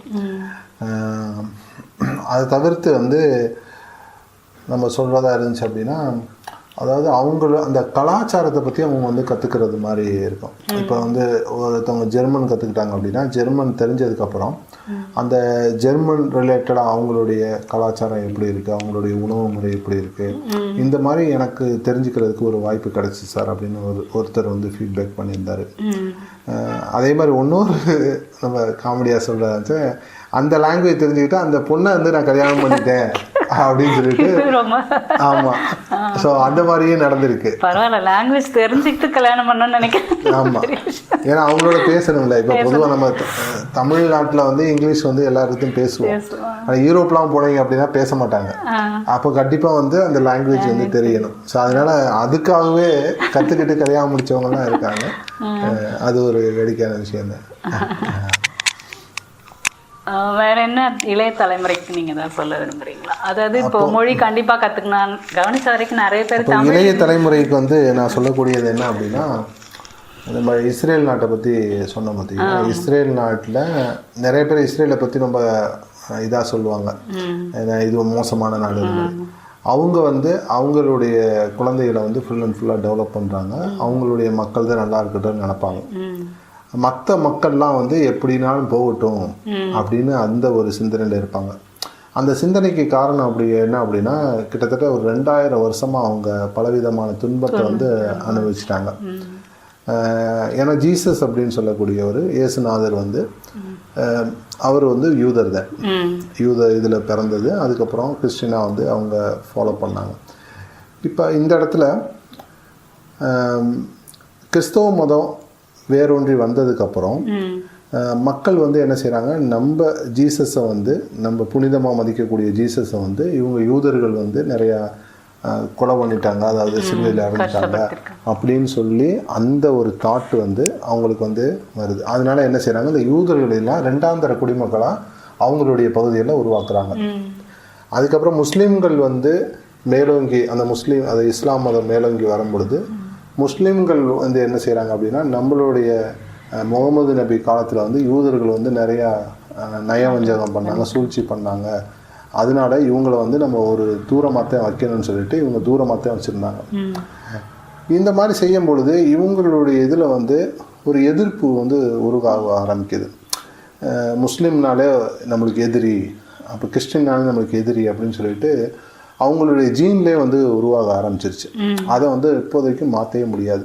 ஏன்னா ஆரம்பத்தில் அவங்களுடைய தலைமுறையாக அப்படி எதிரின்னு சொல்லி வந்ததுனால இப்போ வர பார்த்தீங்கன்னா அவங்களுக்கு அவங்க நாட்டை தவிர்த்து அவங்க மக்களை தவிர்த்து வேறு யாருமே பிடிக்காது. நான் இங்கே இருந்ததுனால சொல்கிறேன், என்னதான் பழகுவாங்க வைப்பாங்க, ஆனால் அவங்க மக்களுக்கு முக்கியத்துவம் கொடுப்பாங்க. இப்படி செய்யும்போது அவங்க என்ன செய்கிறாங்க அப்படின்னா சில மோசமான விஷயங்கள்லாம் பண்ணுறாங்க. இப்போ நான் அங்கே வந்து இப்போ உலகத்துலேயே வந்து கார்ட்டூன் கம்பெனிஸ், வீடியோ கேம்ஸ்லாம் இருக்குது பார்த்தீங்கன்னா, அதிகமாக வந்து ப்ரொடியூஸ் பண்ணுறது இஸ்ரேலில் தான். அப்போ அந்த மாதிரி ப்ரொடியூஸ் பண்ணக்கூடிய ஒரு கம்பெனி இதுக்கு வந்து நான் விசிட் பண்ணியிருந்தேன். அங்கே வந்து பார்த்தீங்கன்னா ஒரு 13 சைக்காலஜிஸ்ட் வந்து அந்த கம்பெனியில் ஒர்க் பண்ணுறாங்க. அப்போது எனக்கு ரொம்ப ஆச்சரியமாச்சு. அப்போ நம்ம ஃப்ரெண்டு தான் வந்து விசிட் பண்ண வச்சார். அவர்கிட்ட கேட்குறேன், ஏன் இந்த இதில் வந்து 13 பேர் வேலை செய்கிறாங்க? அப்போ தான் அவர் சொன்னார், ஒரு குழந்தைய வந்து எப்படி நம்ம முட்டாளாக்குறது, எப்படி அவங்கள வந்து வேறு வழிக்கு நம்ம அதாவது மனசை வந்து திசை திருப்புறது, இந்த மாதிரி என்ன செய்கிறது அப்படின்னு சொல்லக்கூடிய எல்லா விஷயத்தையும் சைக்காலஜிக்கலாக அந்த கார்ட்டூனில் கொண்டு வந்துடுறாங்க, வீடியோ கேம்லேயும் கொண்டு வந்துடுறாங்க. இதை வந்து நமக்கு தெரியாமல் என்ன பண்ணுறோம், நம்ம குழந்தைகள்லாம் பார்த்து இதை மாறிடுறாங்க. இப்போ உதாரணத்துக்கு டோரா வந்து பார்க்காத குழந்தைகளே கிடையாது. ஏன்னா சின்ன வயசாக உடனே வந்து என்ன செய்வோம், டோரா பார்த்து உட்கார வச்சிடும். நம்ம டோராவில் வந்து என்ன செய்யணும்னா, டோரா வந்து பீட்சா சாப்பிடுது அப்படின்னா, இப்போ இந்த பீட்சா சாப்பிடக்கூடியதை பார்த்து ஒரு குழந்தை வந்து பீட்சாவுக்கு அடிமையாகிறதுக்கு வாய்ப்பு இருக்குது. வீட்டில் அம்மா வந்து அழகாக தோசை சுட்டு கொடுப்பாங்க, சாப்பிடாது, எனக்கு பீட்சா தான் வேணும்னு சொல்லுது. அப்போ இது எங்கேருந்து கற்றுக்கிறதுனா அந்த கற்றுக்கிறது. அப்போ இதை யார் உருவாக்குறான் அப்படின்னா அவன் தான் உருவாக்குறான். அப்போ இது மூலியமாக இந்த குழந்தை வந்து கெடுது அப்படின்னு சொல்கிற மாதிரி. அவன் டைரெக்டாக அவங்க வீட்டில் வந்து குழந்தைய கெடுக்கணும்னு அவசியம் கிடையாது. ஆமாம், கார்ட்டூன் அப்படின்னு சொல்லக்கூடிய அது மூலியமாகவே உருவாகிறது. ஸோ இதுதான் வந்து ரொம்ப முக்கியமானது. ஸோ இதில் இருந்து நம்ம குழந்தைகளை வந்து கரெக்டான ஒரு இதில் வந்து கொண்டு வரணும். அப்படி கொண்டு வந்துட்டா அந்த குழந்தைகள் நல்ல ஒரு இதாக மாறும். அதே மாதிரி இப்போ உள்ள இதில் வந்து அனிமேன்னு சொல்லக்கூடிய இந்த ஜாப்பனீஸ் உடைய இது வருது பார்த்தீங்கன்னா, அதில் வந்து நிறையா யங் ஸ்டேஜில் உள்ளவங்க ரொம்ப அடிக்ஷன் ஆகிறாங்க. இது வந்து ரொம்ப ரொம்ப வருத்தத்துக்குரியது. ஏன்னா எனக்கு வந்து வாரத்தில் எப்படினாலும் ஒரு பையனை கூட்டிகிட்டு அவங்க பேரண்ட்ஸ் வந்து வந்துடுறாங்க. என் பையன் வந்து இந்த மாதிரி அனிமேவாக இருக்கேன், இவனை என்ன பண்ணுறேன்னு தெரியலை, இவனுடைய இது படிக்கவே மாட்டேன், அவனுடைய லைஃபே போயிடுச்சு, நீங்கள் எப்படியா சரி பண்ணுங்கன்னு சொல்கிறாங்க. அப்போ இது வந்து சரி பண்ணுறது ரொம்ப ரொம்ப கஷ்டமாக இருக்குது. ஏன்னா இதில் வந்து எபிசோடாக போயிட்டே இருக்கும். ஒரு பையன் வந்து 1000 எபிசோடு பார்த்துருக்கான் ஒரு வருஷத்தில். அந்த ஒரு வருஷத்தில் நெட்ஃப்ளிக்ஸில் வந்து அந்த அனிமே இதில் என்னென்ன வருதோ எல்லாமே அக்குத்தபடியாக இருக்குது. அப்போ இவங்களுக்கு அதில் சொல்லித்தர்றது என்ன அப்படின்னா, மறைமுகமாக வந்து அதாவது சாத்தானுடைய இதத்தை நம்ம வந்து வழிபடணும் அப்படின்னு சொல்லக்கூடிய அந்த கான்செப்டை கொண்டு போயிடுறாங்க.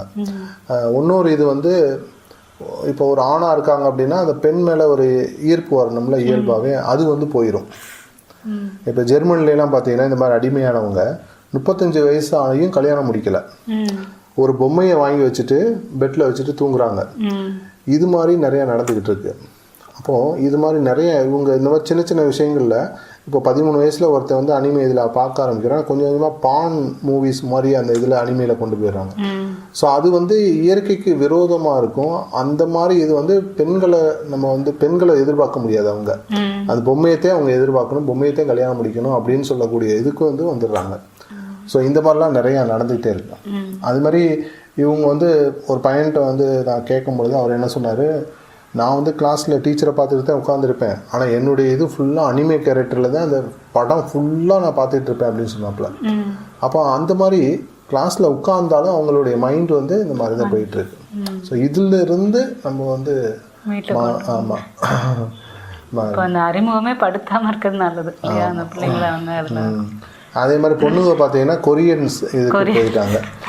அப்போ இந்த மாதிரி போகும்போது அதில் வந்து சில விஷயங்கள்லாம் தப்பாக நடக்க ஆரம்பிக்குது. ஸோ அதெல்லாம் நம்ம அவாய்ட் பண்ணணும். இதுதான் வந்து நம்ம இளைய தலைமுறைக்கு சொல்லக்கூடிய விஷயமா நான் இந்த இடத்துல சொல்கிறேன். ஸோ இதெல்லாம் வந்து பேரண்ட்ஸும் கரெக்டாக இதுக்கு என்ன ஆல்டர்னேட்டிவாக இப்போ குழந்தை வளரும் போதே இப்போ என்ன நல்ல விஷயங்கள், ஏன்னா இப்போ டிஜிட்டல் மீடியா அவாய்ட் பண்ண முடியாமல் இருக்கு. அதாவது பேரண்ட்ஸ் வந்து பொதுவாக அவங்கள்ட்ட வந்து கொஞ்சம் டைரெக்டாக பேசணும்.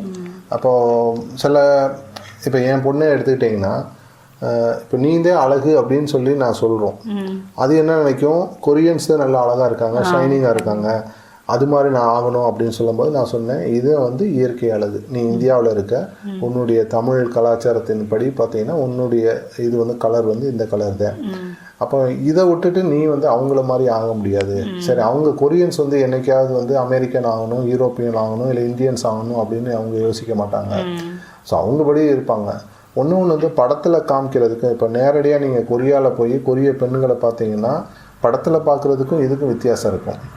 நிறையா இந்த ஃபேஸுடைய இதுலேயே வந்து பார்த்திங்கன்னா நிறைய பிம்பிள்ஸ் இருக்கும், அந்த இது நிறையா இதெல்லாம் இருக்கும். ஆனால் வந்து படத்தில் வந்து அதை வந்து பலபலன்னு காமிக்கும் போது இவங்க என்ன செய்கிறாங்க, அந்த மாதிரிலாம் இது பண்ணுறாங்க. ஸோ இது வந்து முழுக்க முழுக்க நம்ம வந்து அப்போ நம்ம பேரண்ட்ஸ் தான் வந்து பார்த்திங்கன்னா அவங்களுக்கு வந்து சரியான ஒரு இதை வந்து எடுத்து சொல்லணும். இல்லை ஒரு நல்ல ஒரு சைக்காலஜிக்கலாக யாராவது ஒருத்தர் கவுன்சிலர் இருந்தாங்கன்னா அவங்கள்ட்ட கவுன்சிலிங் கொடுக்க வச்சு இவங்களை கரெக்டான ஒரு இதில் வந்து கொண்டு வர வைக்கணும். ஸோ அப்படி வரும்பொழுது நம்ம அவங்களை கரெக்டான ஒரு பாதையில் கொண்டு வர வைக்கலாம். நல்ல ஒரு இதுவாக டிஸ்கஷனாக இருந்துச்சு. அது ரொம்ப நன்றி. வேறு ஏதாவது உங்களுக்கு சொல்ல விருப்பம் இருக்கா? அதான் நம்ம சொல்லக்கூடியது இந்த 5 விஷயங்கள் சொன்ன பார்த்தீங்கன்னா அந்த 5 விஷயங்களை மட்டும் இது பண்ணணும். இது சம்மந்தமாக நமக்கு ஏதாவது உங்களுக்கு ஏதாவது டவுட் இருந்துச்சு அப்படின்னா நீங்கள் வந்து சொல்லுங்கள், கான்டாக்ட் பண்ண சொல்லுங்கள். நம்ம டவுட் ஏதாவது கிளியர் பண்ணலாம். கண்டிப்பாக நம்மளுடைய தொடர்பு எண் கடைசியில் கொடுக்குறோம். இந்த கோர்ஸ் எல்லாமே ரெகுலராக நடந்துட்டுருக்கு, அதனால் கண்டிப்பாக பயன்பெறும். ஓகே, வணக்கம். நன்றி.